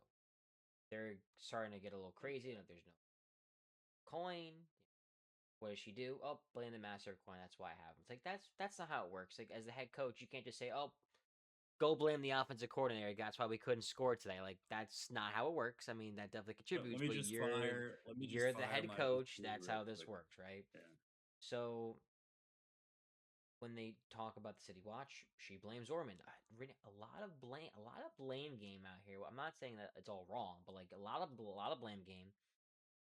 She lets them know that they're going to get some help from the Valerians and the Valarians. They kind of start to get a little rowdy, and we're going to get some help from the bullpen. Yeah, the bullpen. Got the AT&T call to the bullpen. I want the lefty. Yeah. And then she cuts herself on the throne, exactly like Viserys did, and that I want to talk about. That's not good. That's significant. That's a problem. Yeah. That's a big like when you like start going on like a trip and you're like, we didn't pack snacks. Like this is a problem. Something we didn't pack the beer. This is a problem. That's kind of the problem. But in this case, she's gonna die a slow, painful death if she doesn't get her fucking, I don't know, tits chopped off later on or something. I don't know. We're gonna find out. She walks out. She just walks out, and that's not a good look at all. Miss Arya is just looking on. Terrible. Like Miss Arya is just like, I think, but yeah, that's a problem. And I don't really know. Like, it's like it's not grayscale. That's not what Viserys got. But like, it almost looks like it's some kind of a disease from old Valeria, maybe that like isn't part of Westeros anymore. Because like, he didn't have grayscale because grayscale would turn literally your skin into like it that wasn't scale that. and like, but it was something similar because his did start to get those things on all over his body, and then he slowly died, right? So it's clearly some kind of an illness that they don't really know much about or is lost in the history books. Joseph, thoughts? Important scene here. Yeah, so Rhaenyra is, again, as we've seen this throughout the season, but she's really struggling being queen. Yeah, where she's not properly addressing the issues of the realm right now. Not at all. You have the war aspect of it, and Ormond and his army. You have the internal unrest in the city. The common folk are getting more and more angry with Rhaenyra. And they're angry, with this, with what's been going on with the city watch, and they're scared. The people are scared, and that's what the one commenter says. Like after she says that we're making the call of the bullpen, like the Valerians are coming. They're like, but like the one dude is like, but like you're the one. You're the only one we have to turn to right now. Like, what are you doing to address this?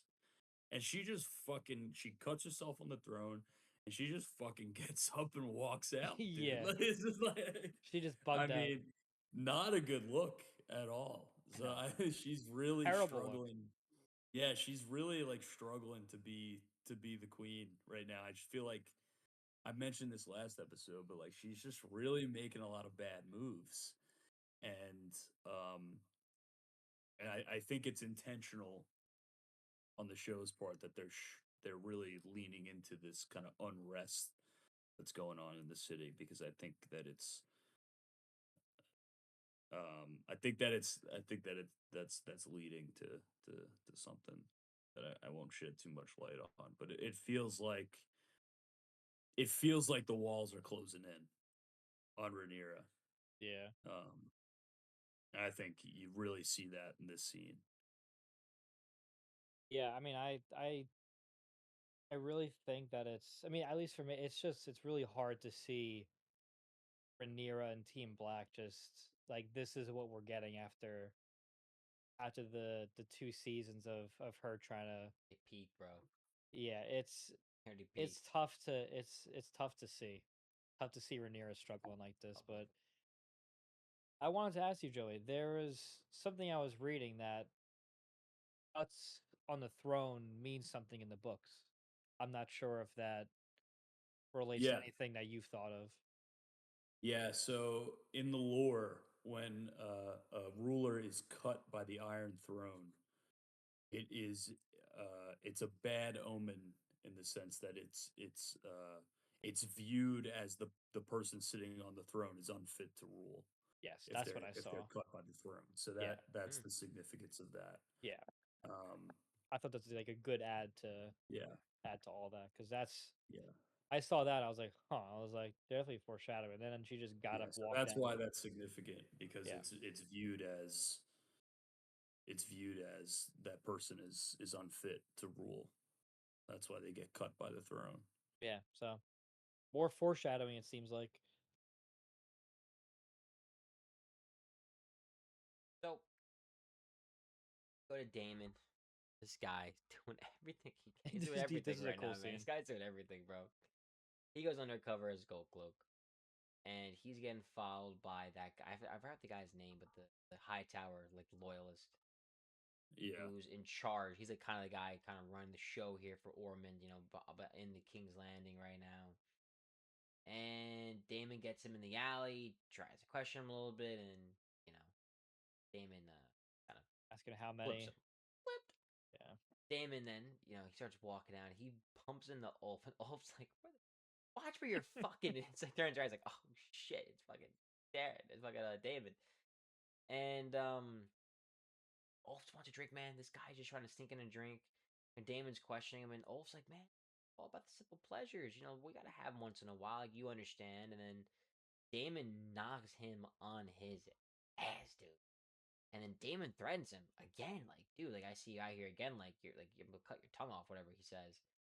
And a lot of people are looking around watching, and they notice. And I don't know if it's like I'm assuming they know that that's Damon, and like I don't know if they're just questioning their loyalty. I don't know. Like the way that they were looking at him was like he was crazy, which I don't blame them maybe, but like not understanding what's going on. But that was interesting. Any thoughts, Joseph, on this scene before we got a couple we'll mash together here? Yeah, this is just a really dumb move by Daemon, in my opinion. What's a dumb move?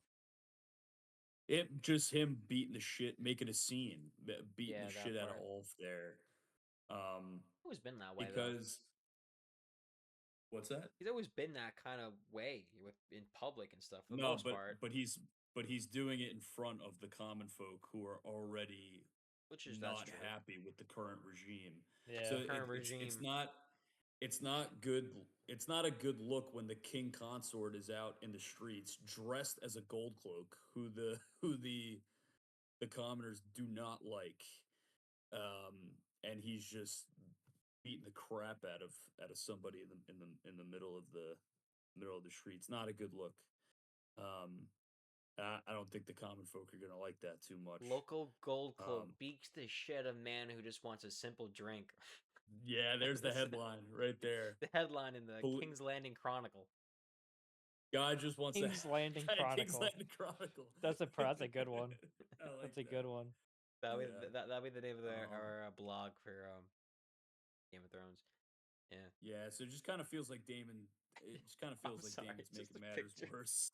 Dude, I want to get a paper. I remember it's a picture of Daemon and Ulf, like Ulf on the ground just goes, "Guy just wanted the drinks." Yeah. King's Landing. He just wants to have a beer. This guy. He just want to be with the boys. Yeah. But yeah, Joseph, any other thoughts from you before we go to Scott on this one? That's it. Go ahead, Scott. Yeah, I mean, again, hit the nail on the head there. It's there's not really so much to say besides what you guys said, but I think it was cool to see Damon at least I guess dressed up like that, and then just like find one of the guys. But I think the conversation between the two of them before he died was interesting too, because he was just saying like you basically never find us, like how are you gonna find us out of all the people? Like it can be a few of us, it can be a lot of us. You're not gonna fucking find out from me. And then he pretty much just fucking kills him. But I mean, it's true. It's like it's gonna be hard to do that. And like you said, Joe, it's not a good look for the current regime, and it's not a good look for Daemon. We digress. So Hugh is like hiding out in the trees, freaking Lion King style here, waiting for that traitor to come out, bro. He comes out, fucking kills that guy, and he goes undercover in Templeton. Great idea to get in, right? He gets in with no issues. I go to Ormond. He's with Gwaine and Darren, and they're eating some dinner. They're talking about who the next hand of the king should be, and they bring up, Darren brings up Otto, and Ormond is disgusted by this. Also, the biggest flaw of all of this is that Otto's head is off his body right now, so he can't even do this even if Darren really wanted him to. So he'll find that out at some other point. And Ormond he really does kind of laugh at it's some almost like it's a dumb joke or something, right? Next thing you know, they have what they think far as like they're emissaries from Lord Boris Baratheon. You know, Mhm. Ormond immediately looks a little nervous, as if like he's folding under the pressure of like this greed, right? And he says before, he's like, if we can flip them, we can get Hightower. I mean, High Garden. I mean, and that would be a big domino effect for them in terms of like men and gold and allies and all that stuff, right? And there's these guys come up, and the moment I saw them, it's not that I didn't think that they were at first, but I'm like, those guys don't like this. This doesn't look right here. Like, and they're fucking filthy. They're wearing the same material, but they look fucking absolutely filthy, right? And they're starting to have a conversation. Gawain figured it out immediately. I also helped that he's met the guy that he's posing to fucking be. Yeah. And the neat Ormond freak that Ormond is too, right? He's Yeah. like Yeah, freaking the out smell. about how dirty they are. Yeah, like when they Ormond walk is into the just room and they smell bad, he's like, yeah, he's all disgusted. Sorry, I thought you were He's gonna say like, something after that. yeah. Yeah, Gawain sniffed it out immediately, and the other guy too. Like the other guy, like was ready to throw. I forgot the other guy's name. Like the right hand guy of Ormond. I don't know if they ever say his real name, honestly. But I forget his name. So the bowl cut guy. The bowl cut guy, and then Yeah. Gawain just starts going. And Ormond's like, "Yo, stop this guy! Stop him right now!" Because he thinks he doesn't know what's going on. Ormond didn't figure it out at all. Ormond was so completely baffled, right? And they start fighting. I do that fucking. I forgot which guy it was, but it was. I think it was the other guy, the guy that we're talking about, the bull cut. Fucking takes that like axe sword, fucking up that guy's fucking dick and balls, and all the guts come flying Crazy. out. It's crazy. Ormond afterwards yaks. Just yaks all That over was the place, funny. bro. Yeah, Like, that was Pussy funny. shit. can't hold his fucking liquor, dude. So, scene just Oh kind of my ends there, God. really, at that point. But they finish that. So there's one more scene with them later on. Also, Mhm. of course, Gawain is like, that's not the Baratheon. That's not the knight. I know that knight. I know who that knight is, probably because I fucked him. One night. Yeah. He's He's like, he's not that ugly. he basically says in a roundabout way, he said like the real one is like hotter than this guy. Basically what he was saying, right? Yeah, Yeah. no, it's true. He's like, And but shout out Gawain. Shout out Gawain for knowing guy's done. knowing the other knights. He saves the day in this situation. If he wasn't there, they would have got clipped. If Gawain different wasn't story. Gawain there, looking probably. like Tom Cruise in the So shout ninth out Mission Gawain Impossible coming movie. into the rescue. I just want to stay retired, bro. Yeah. Guy's done fighting. Yeah. This is why he was one of my Chin. words. He was like that. This whole scene was fucking awesome. Like, Like some Jon Snow type shit, honestly. Like Jon Snow at some point was just like, dude, I don't want to keep fighting. I don't keep doing this anymore. And just like, the battles just people keep coming, and he just keeps never giving up, right? And that scene ends. Any thoughts? Any kind of we kind of went a little back more. Anybody have any thoughts? I'll open the floor. Shaking his no, I head mean, now. I think it was just a Said it a already. good scene. Yeah, I think we pretty much said everything there. Gawain, I'm loving him. Ormond, kind of lost it for me a little bit there. Fair enough. Oh, Ormond is just a deplorable human being. Yeah. Um, I fucking hate him. But that actor is so good, though. He's great. Yes, he's great. so good. James I Norton think he's such a perfect casting. Yeah, I think since Cole died, I think this is my new hate right now is going towards Ormond. Fair enough. We got a couple fluff scenes here, and then we have the end. Yep. A little bit end there. So, Hugh finds his wife. They I want hug to talk and about this one. they hug. They do argue, and she's upset, and she thought he was dead. But she feels like she was abandoned, which she kind of really was. He thinks he did what he had to do to get them a future, but shit, not really what she wanted. And like I was saying before, she starts to explain. She explains like her brother died.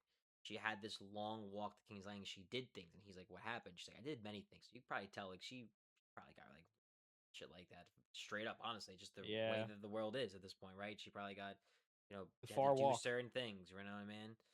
And a very far walk. She got boned. So he explains that he got the dragon, and then he, like I said earlier, he says the queen has promised, and he stops himself because I think he remembers this exact thing in reverse where they were back King's Landing. The king promised aid, right? And they never came. And he thinks like he can like buy her whatever she wants, and she refuses to go. She starts to like eventually start yelling when he grabs her. She goes back inside and leaves him, and that's the scene. So now he was just, and this episode ends with he's just in the middle of Tumbleton right now, without his dragon. That's a problem, right? And the woman he loves that's there is not willing to go whatsoever. She's making a scene. Yeah, she's making a scene. I think you guys said you had some things to talk about, so we'll just stop right here with the scene. Thoughts, Joseph? Yeah, I like this scene because you see that like Hugh is Hugh is kind of getting full of himself a little bit. So I like how they're kind of leaning into that because that happens in the book as well. Where in the book, after Hugh claims the dragon, he kind of starts to feel his oats a little bit. And he's kind of doing that here where he says to his wife, like, I did it for you.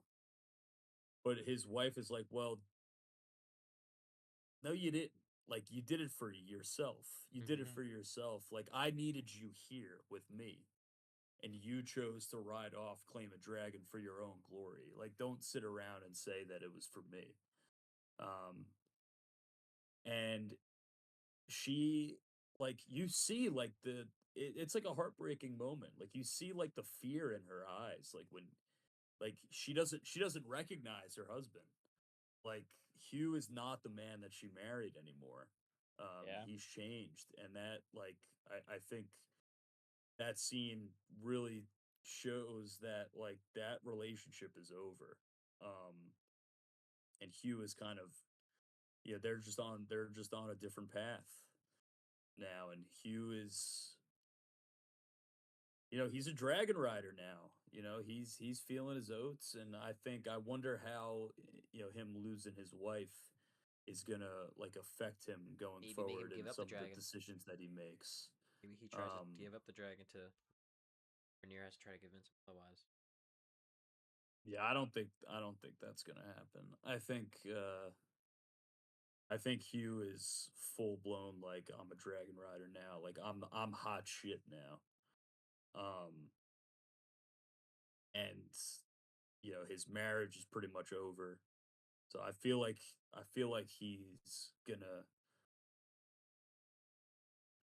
he's gonna just start doing some Some wild fucked shit. up shit. Yeah, I just feel like he's on a dangerous path now. Oh yeah, boy. Hugh Hammer, who I'm starting to like so less Hugh. now. Yeah. I liked Hugh in the beginning, but Me I too. feel like him getting Vermithor, has changed him. He's not just a blacksmith anymore. Yeah. I don't know. I feel like he's going down a dangerous path. Of course, he's Yeah, got the fucking honestly, biggest ass dragon right now for their side. yeah. I think this dynamic between his wife Kat and himself reminds you a lot of Anakin and Padme. How Padme's just like, I don't even know you anymore. Yeah, that's a good comp. I like the sand. Yeah. Yeah, it just reminded me a lot of them, especially when like Kat was kind of just like, I don't even like know who you I are don't anymore. even know who you are anymore. Yeah, it literally reminded me of that scene. Who this? I was like, I can't wait to bring this up in the pod. No, I think it really compares very well. Hugh Anakin, obviously, you're breaking my heart. yeah, pretty much. You're going down a path I can't follow. Yeah, and it's the same shit. She can't. Ah! She's not gonna You're follow him to right, be a it fucking is. dragon rider. Yeah. Same way, she's not gonna go with Anakin to the fucking Sith. It's gonna be all this fucking shit. And we know what turned out with Anakin. And I think Hugh is gonna make his path to the dark side, and he's gonna fuck some shit up, and in a very bad, not benefiting Rhaenyra sort of way. I How don't dare know. you stand where he I stood? agree. Now we're going to Harry Potter. How dare you Okay. stand where he stood? It's not even related to what we're talking Just about. not. Whatever. Stand where he stood. Now he's doing ASMR into the mic, folks. Yep, there it is. This is our host. And we digress. Okay. Okay. Next. Darren is practicing his fighting.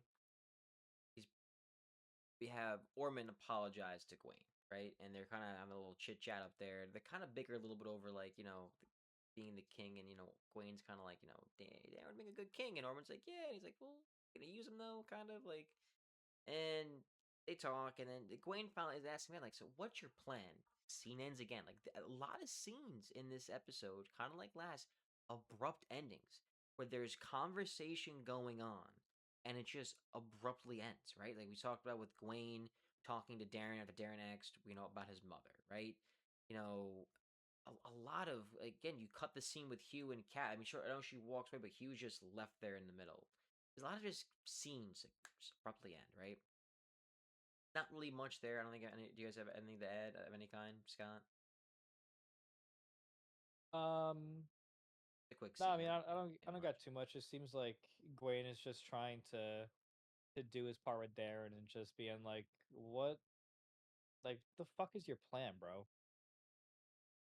Oh, sorry. Yeah. No, I mean that's it. Yeah, I don't really have much to add Yeah. there. I don't think there's too much. We got four scenes left. Really, three, but two supposed section of them. So Yeah. Rhaenyra's with Allison, and Allison is like telling her like, if I give you Aemon's location, like, can you let us go free? Can you guarantee it? And Rhaenyra's like, okay. She's like, oh, he's at Harrenhal, and Rhaenyra's like, yeah, no fucking Again, shit. That's why he's like, fuck them everyone's been kids. going there for him. He didn't tell me anything new. So then Allison she's doesn't like, give a fuck about her kids. Rhaenyra's confused because she's like, Vhagar hasn't been spotted. And Allison's like, it is implying like maybe they're not together, and Rhaenyra's like, how is this? Like, how would you know this? You've been here this whole time. And she's like explaining how Helena has these abilities, and she starts explaining a little bit. And Rhaenyra's like, she's like a dreamer, kind of like that one. I forgot the name.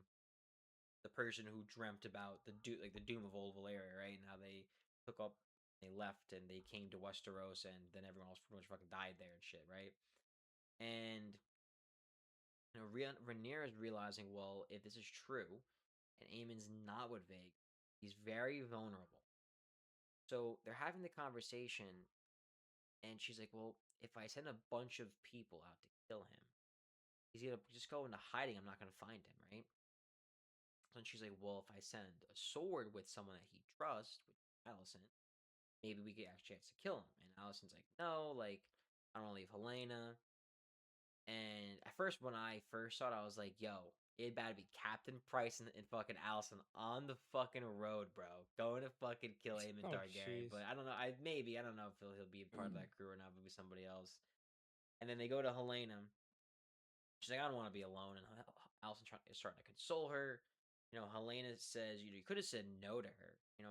And Helena is asking, why did you marry me? Why didn't you marry me off to somebody else? Like, was it your idea to make me marry my fucking brother?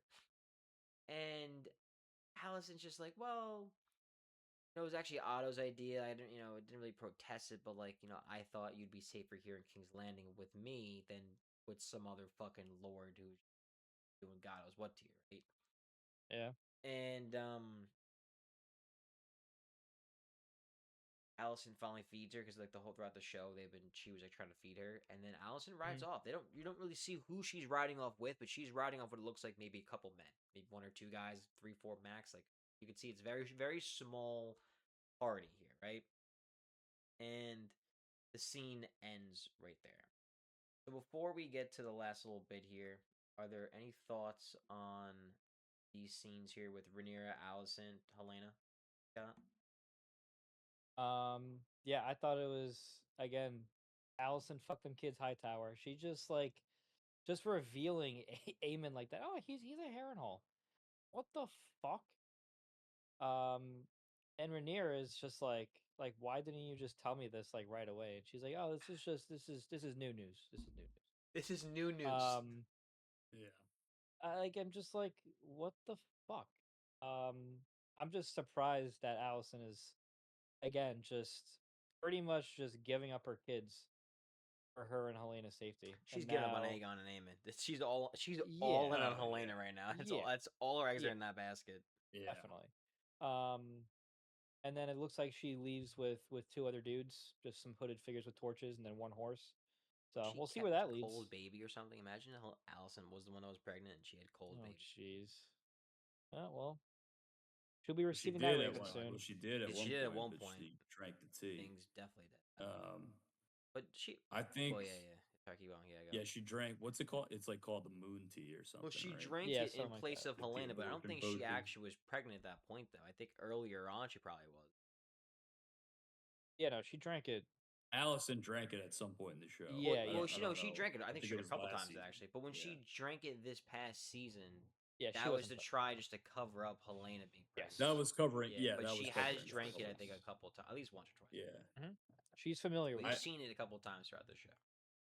Yeah, Rhaenyra I did- think the only thing I have to say on this scene, I think the significance of this scene is the fact that Rhaenyra now knows that Helena is a dreamer, has the dragon dreams, because I think that Rhaenyra That's maybe thinks powerful. that she could use that Oh, to her yeah. advantage, so that maybe like when Allison is a when Rhaenyra orders Allison basically to go, assassinate Aemon, and Allison's like, who's, like, I can't leave Helena, and Rhaenyra's like, I'll keep a close eye on her. Yeah, I Like, got think, this. Yeah, it's we'll be okay. Yeah, like I think Rhaenyra is gonna like try to use Helena, and try to get some insight into the future with her dreams. Not, I don't think if Helena does tell her the dreams, I don't think Rhaenyra is gonna love what Helena has to say. Yeah, I'm curious how this is going to go but, with Rhaenyra and Helena's relationship now that Allison's not going to be there for a bit. That's going to be very, very awkward. I think Helena tells her something and Rhaenyra doesn't believe it, and it's the truth. I can see that happening. Yeah, I think it's going to be interesting to see, what happens with them. In the next episode.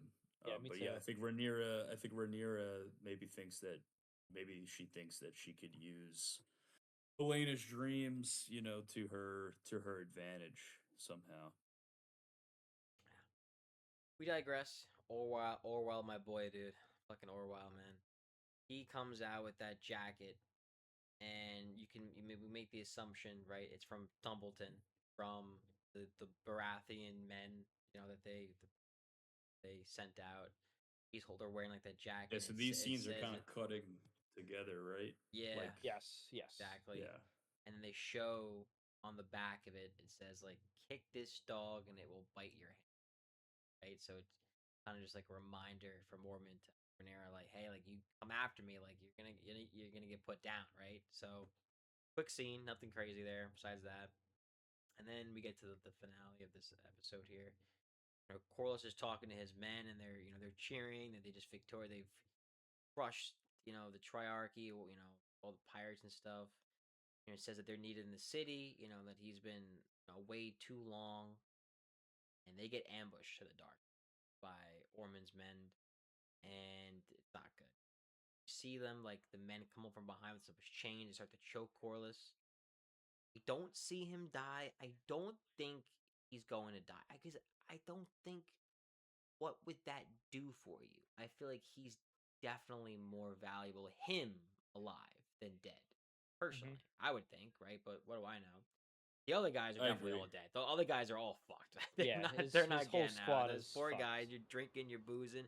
But that's why, man, at the end of the day, man, gotta always have rule of thumb. Scouts out and about, keeping an eye on. You never know. Especially what's not that far away and stuff. So, but also looking back on it, a good chance. You know whose fault this really is? That's fucking Hugh and Ulf's fault, dude. Ulf's fucking going and drinking.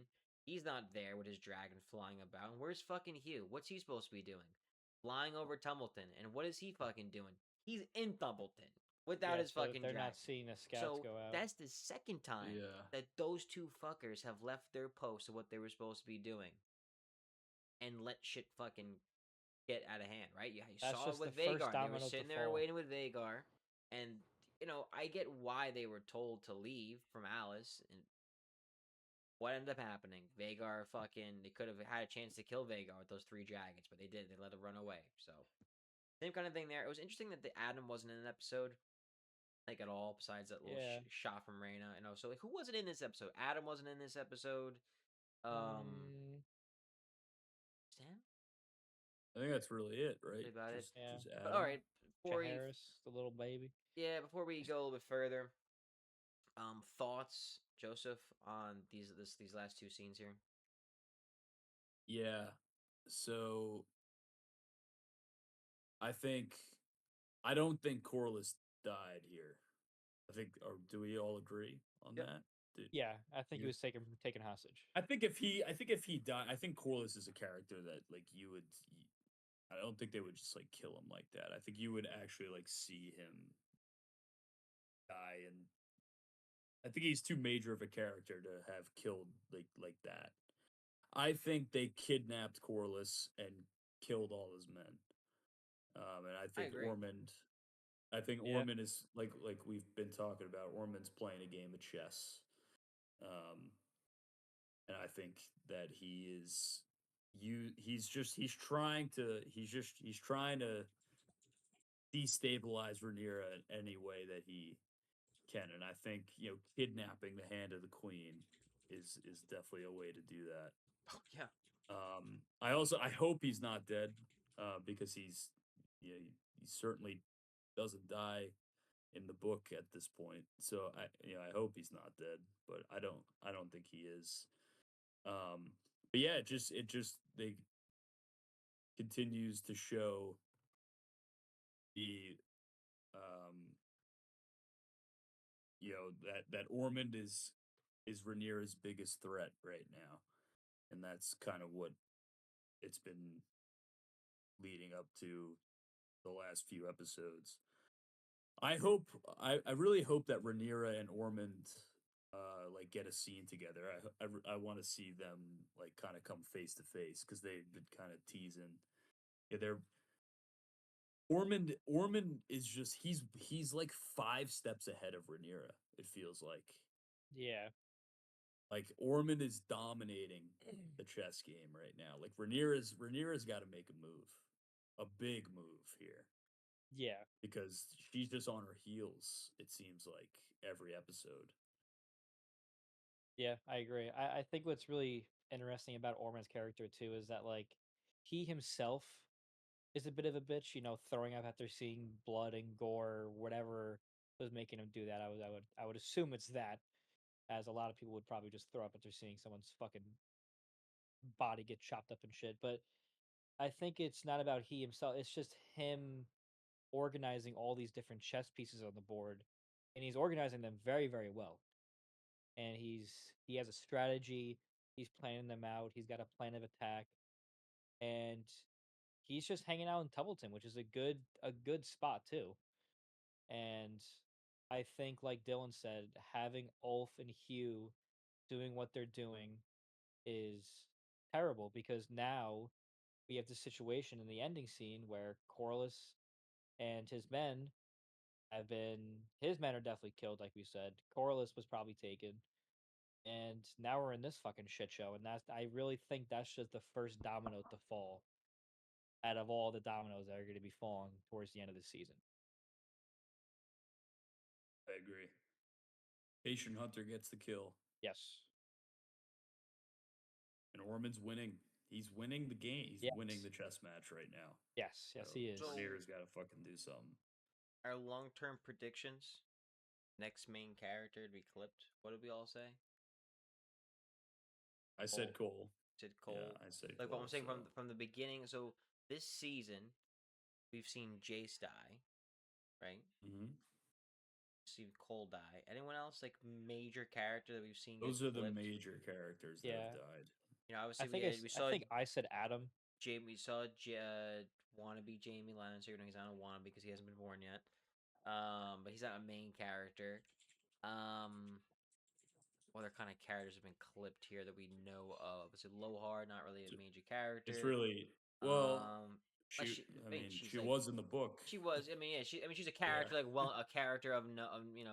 Yeah. But in terms of the mainest Yeah, characters, I guess Lohar is significant. Cole is really from our Cole, long-term Jason, predictions. Lohar, Cole was because we made our long-term predictions after Jace died, right after episode 1. And what did we all say? What were our answers?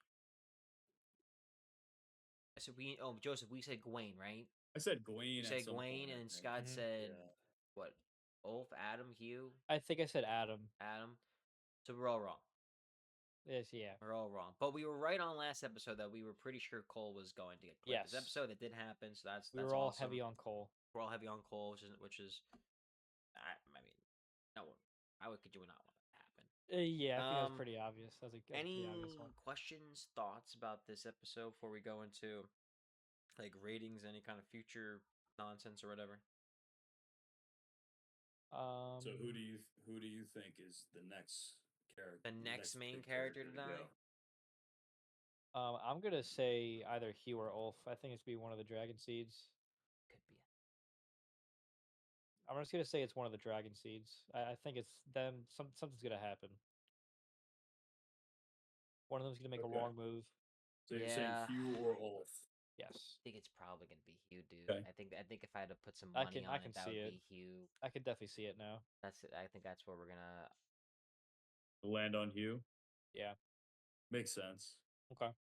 I'm gonna say Helena. Interesting. I just feel like I just feel but I just feel like she's just been so doom and gloom this season. Where I just feel like she just wants some chickens. I don't know. I just feel like she's on her way out, dude. I just feel like she's got a baby now. Her attitude left in the season. Her attitude, she's just over it. She's just You think she's gonna get murdered, or do you think she's gonna? Yes. I don't know, man. I don't think just naturally, or she kills her. Maybe she kills herself. Who fucking knows? That's what I was thinking. What if she just fucking ends it? Suicide. Just jumps out the window. Allison's freaking out, saying that she can't be confined. She's going crazy. Yeah. I just feel like Helena. I don't know. She doesn't really have anything to live for right now. She's just I shouldn't say child. That. She is she's pregnant. Kind of child too. Yeah. But she got nothing to live for. Does she want to bring a child into Apparently, because she wouldn't leave without the child. I guess she does. Yeah. I don't know. I just feel like the aura around Helena these last few episodes is just very hopeless. So where I think that something might happen to her. I don't know. Oh fuck! I don't want to see that. Helena's such an innocent fucking. Oh. I know, but this is Game of Thrones. I know. Oh, that would. So also, I think it's the finale is going to be the Battle of Tumbleton. Yeah, it sounds like it could be that. Yeah. I mean, that seems obvious at this point. Well, you see, maybe it's episode 7, and they wrap it up with 8. They don't know about Cole yet, but their Rivermen are going to start marching. There's nothing to stop them right now. Yeah. At this point, do you think they're gonna put his head on a fucking spike or something and just walk it around? You know what could happen? They could get fucked by Vhagar though.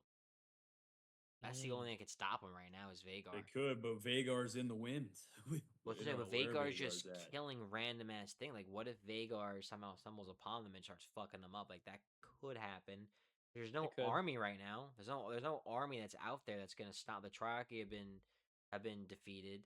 The Lannisters are not. Just Ormond. It's just Ormond, and they're in Tumbleton, so there's no army that's around to stop the Rivermen right now. So it's just a dragon at this point, right? Yeah, especially with those Starks too. They're formidable. Yeah, so we're gonna find out about them. You have the Hightower host for Team Green, and then you have the Winter Wolves and the Rivermen for Team Black, and I guess the Baratheons, I guess are Team Black. I guess they're Team Black. I don't even really know where the where the Stormlands really stand. But yeah, like but again, and like as Damon's been saying, like Rhaenyra has the numbers on her side, but she needs to get her shit together she with seems like the she's struggling. and I get it. She doesn't want to burn innocent people. But she has to get she I feel like she's gonna reach her breaking point at some point, I think. Where she's just gonna be like, you know what, we gotta end this, and innocent people might die, but I have to do something, because Orman's just chilling behind the walls of Tumbleton, and he's just He's just orchestrating all this shit. he's just playing war games. He's just playing war Yeah. games from the shadows. Mhm. And his battle hasn't even faced off, and he's doing all this damage to Rhaenyra and her regime, yakking all without over his having table, fighting really at all. Yeah. So I think Rhaenyra is eventually, and we've seen like Rhaenyra is like kind of losing it. So like I feel like she's gonna just at some point just get fed up and be like, all right, we're going to fucking battle. And I think that's gonna be the whole.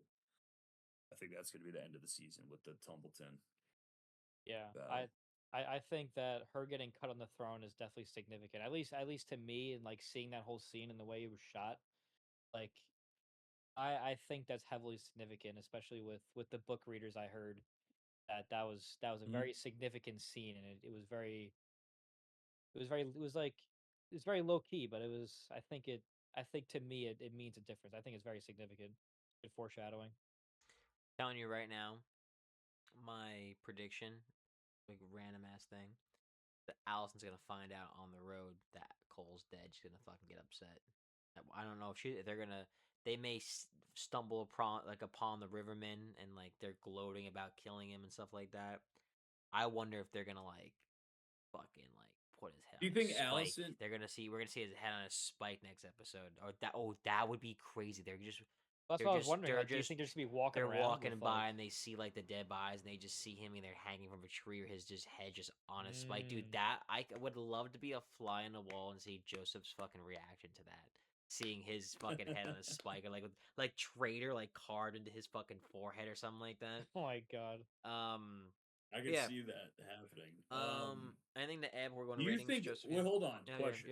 yeah. Do you think Allison is gonna go through with the plan? Go through with her killing her son? No, I don't And think B, if she does, do you think that she's gonna be successful? Do you think Allison's gonna kill Aemond? No and no. I don't think so. I don't think so. I don't think she'll end up doing it. I think she thinks she wants it, but I don't think when the time actually comes that she'll actually get it to do it. But I could be shocked. I could be wrong. I hope I am shocked and wrong. I don't think so though.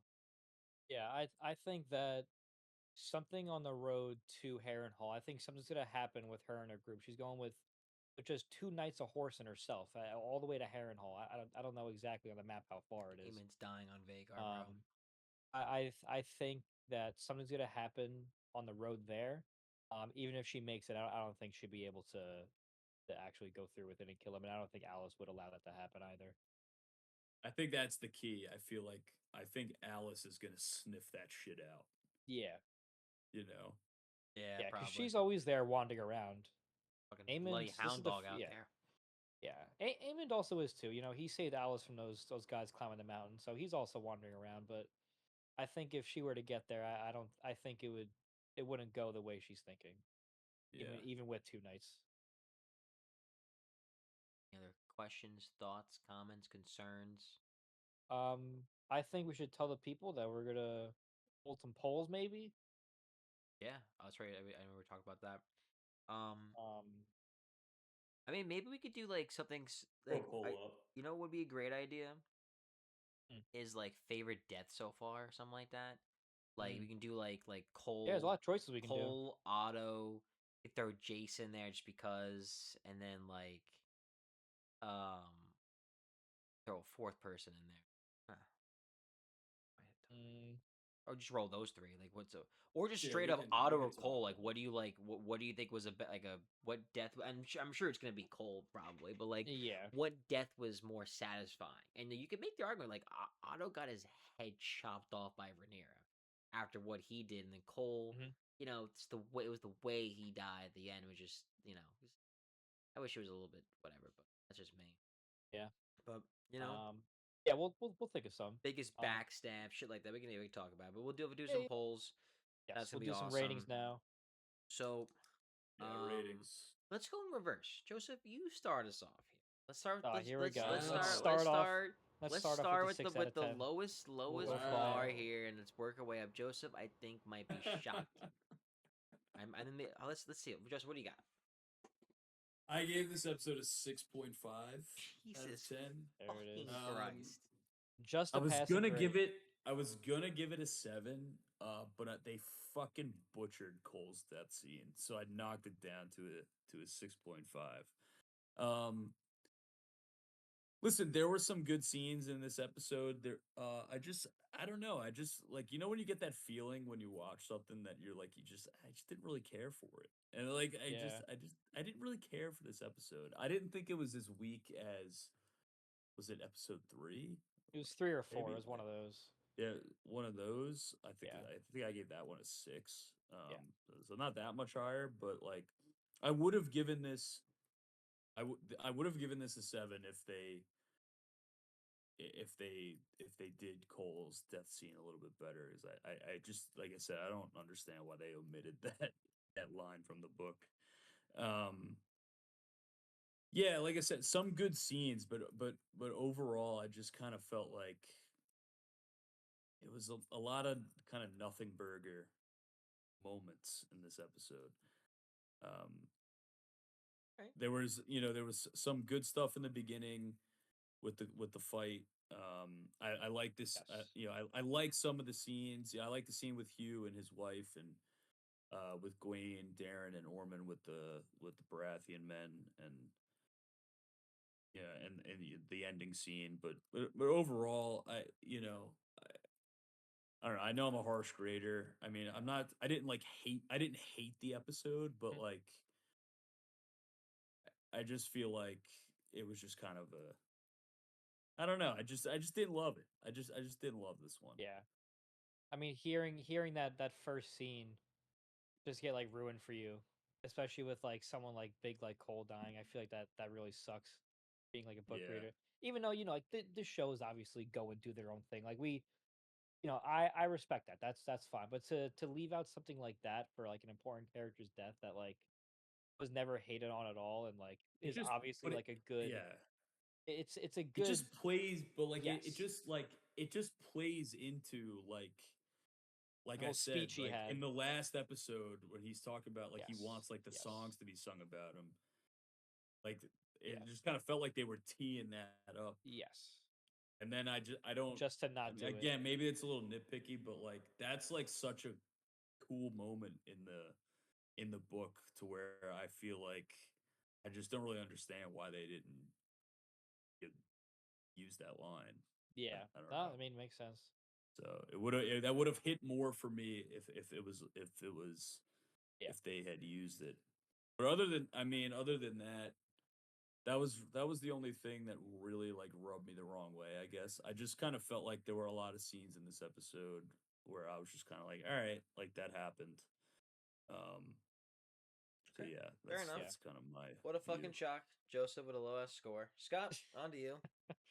I actually give real grades on this show. Oh my god. I gave the Grades. episode. Everyone conveniently forgets that I gave episode 2 and 9. You're not a real grader if And you don't use the decimals. You're A just 9 by it's all Joe's is zeros and crazy. point I did use the fives. decimals, 6.5. Yeah, but the 0.5 is such a bait. It's a half. You need real decimals, but whatever. So listen, no big deal. Get it. Scott, on to you.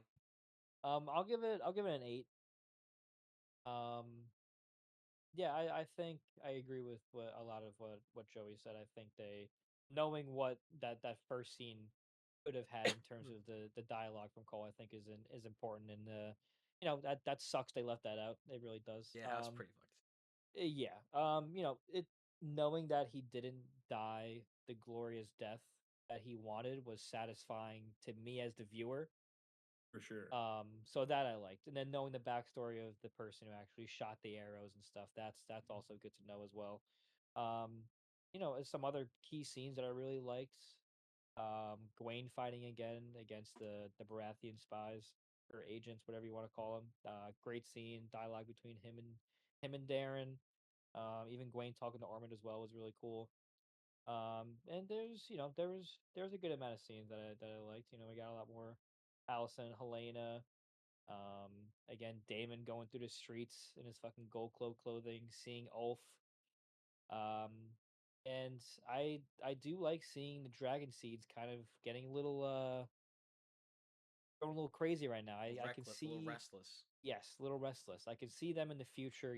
Again, like I said before, at the end, I think this is just the first domino to fall out of the many that are going to be falling towards the end of the season. So I'm excited to see all the future episodes. Okay. Before I show it, I wrote down my score. Joseph, what do you think my score is for this episode? I mean, it seems like you give if Rhaenyra could have farted the whole episode and you would give it a 9. So what do you think? But I'm gonna say I think that you're giving this episode a 7.5. I think he's going to give it an 8.7. No. 0.3. I was going to say 8.2 too. Yeah, so it wasn't that far. 8.3. Okay. I just love a 3 is maybe fucking it's diabolical. the history Fucking odd major. number. Like I can live with that. I was gonna go with an 8.1 and I bumped it up because I love the lore. That's like I love the little.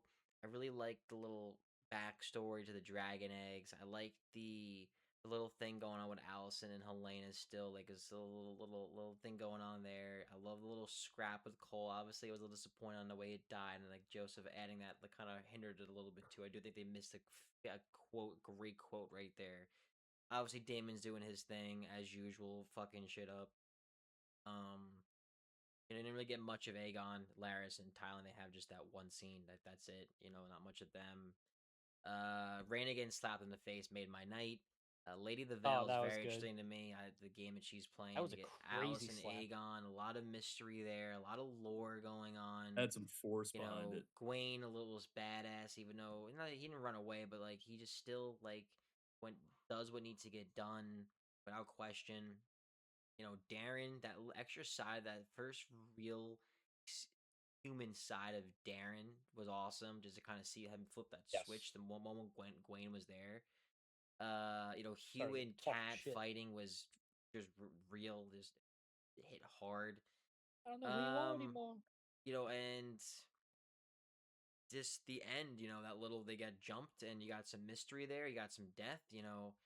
It's got a lot of everything. Was it the best? Was there a lot of fighting and stuff? No, it was a little bit. It was enough to get my dick a little wet. But what are you gonna do about it? So, I like those. That was a great episode. That was a great episode. Had a great time. I knew that even though this episode wasn't the greatest one, I almost felt like this episode had almost one of the most things that we would. I mean, we've been on for 2 hours and 10 minutes. Mind you, a little bit of it was just bathroom running around. So like 2 hours. But a lot of our podcasts. A lot of them are like the last one was like an hour and 45 was like the runtime, or an hour and 50, and I just feel like even though maybe it wasn't the most entertaining episode, I think it was it was entertaining. Maybe it wasn't as entertaining as the rest. The last thing I want to lead off on, last question I have: do we think so far this is the best season of the show?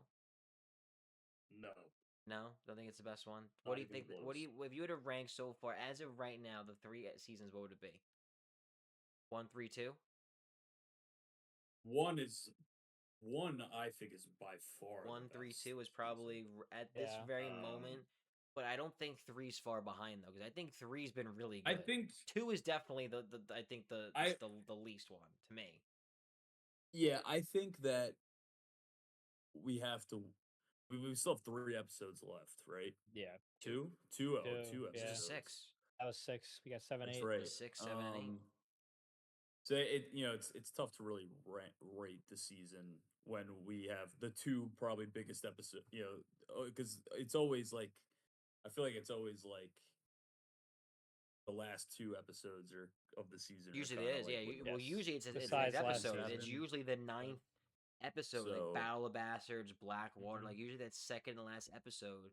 Not the last episode, like Ned Stark, the Baylor episode. Like if there's always Mhm. something crazy that happens in the second to last episode that usually it leads into the season finale where shit starts hitting the fan and stuff, right? Yeah. So yeah, I we'll think see. that season 3 is. I think it's in line with season 2 right now. Interesting. Okay. Because also like I didn't hate season 2 like some of No, I didn't hate it. I just some don't other think it was as people good as online the did, first but and third season. no, for But sure. Season 1 I thought was it was amazing. was So excellent. good. Yeah. Season 2 I thought was good, but it took a step back. Yeah, it was a little slow too. But it also like Rook's Rest is my favorite episode of the show, and that is in season 2. That is so. Oh yeah. All right. But also like episode 2 of this season was fucking awesome. So I think as of right now I would put season 2 and 3 kind of on the same level right now. Well, we digress for the final time, TBD. and we look forward to the next episode. Comment, like, subscribe. Let us know what you guys think about our thoughts. Things that we're missing, things we're wrong about, things you want us to talk about. And we'll be back next week for the 9th episode, really. Hopefully, the 7th episode, second to last episode of the season. Yep. And we'll be back to talk more. See you Cool. guys next week. These guys. Peace out, potatoes.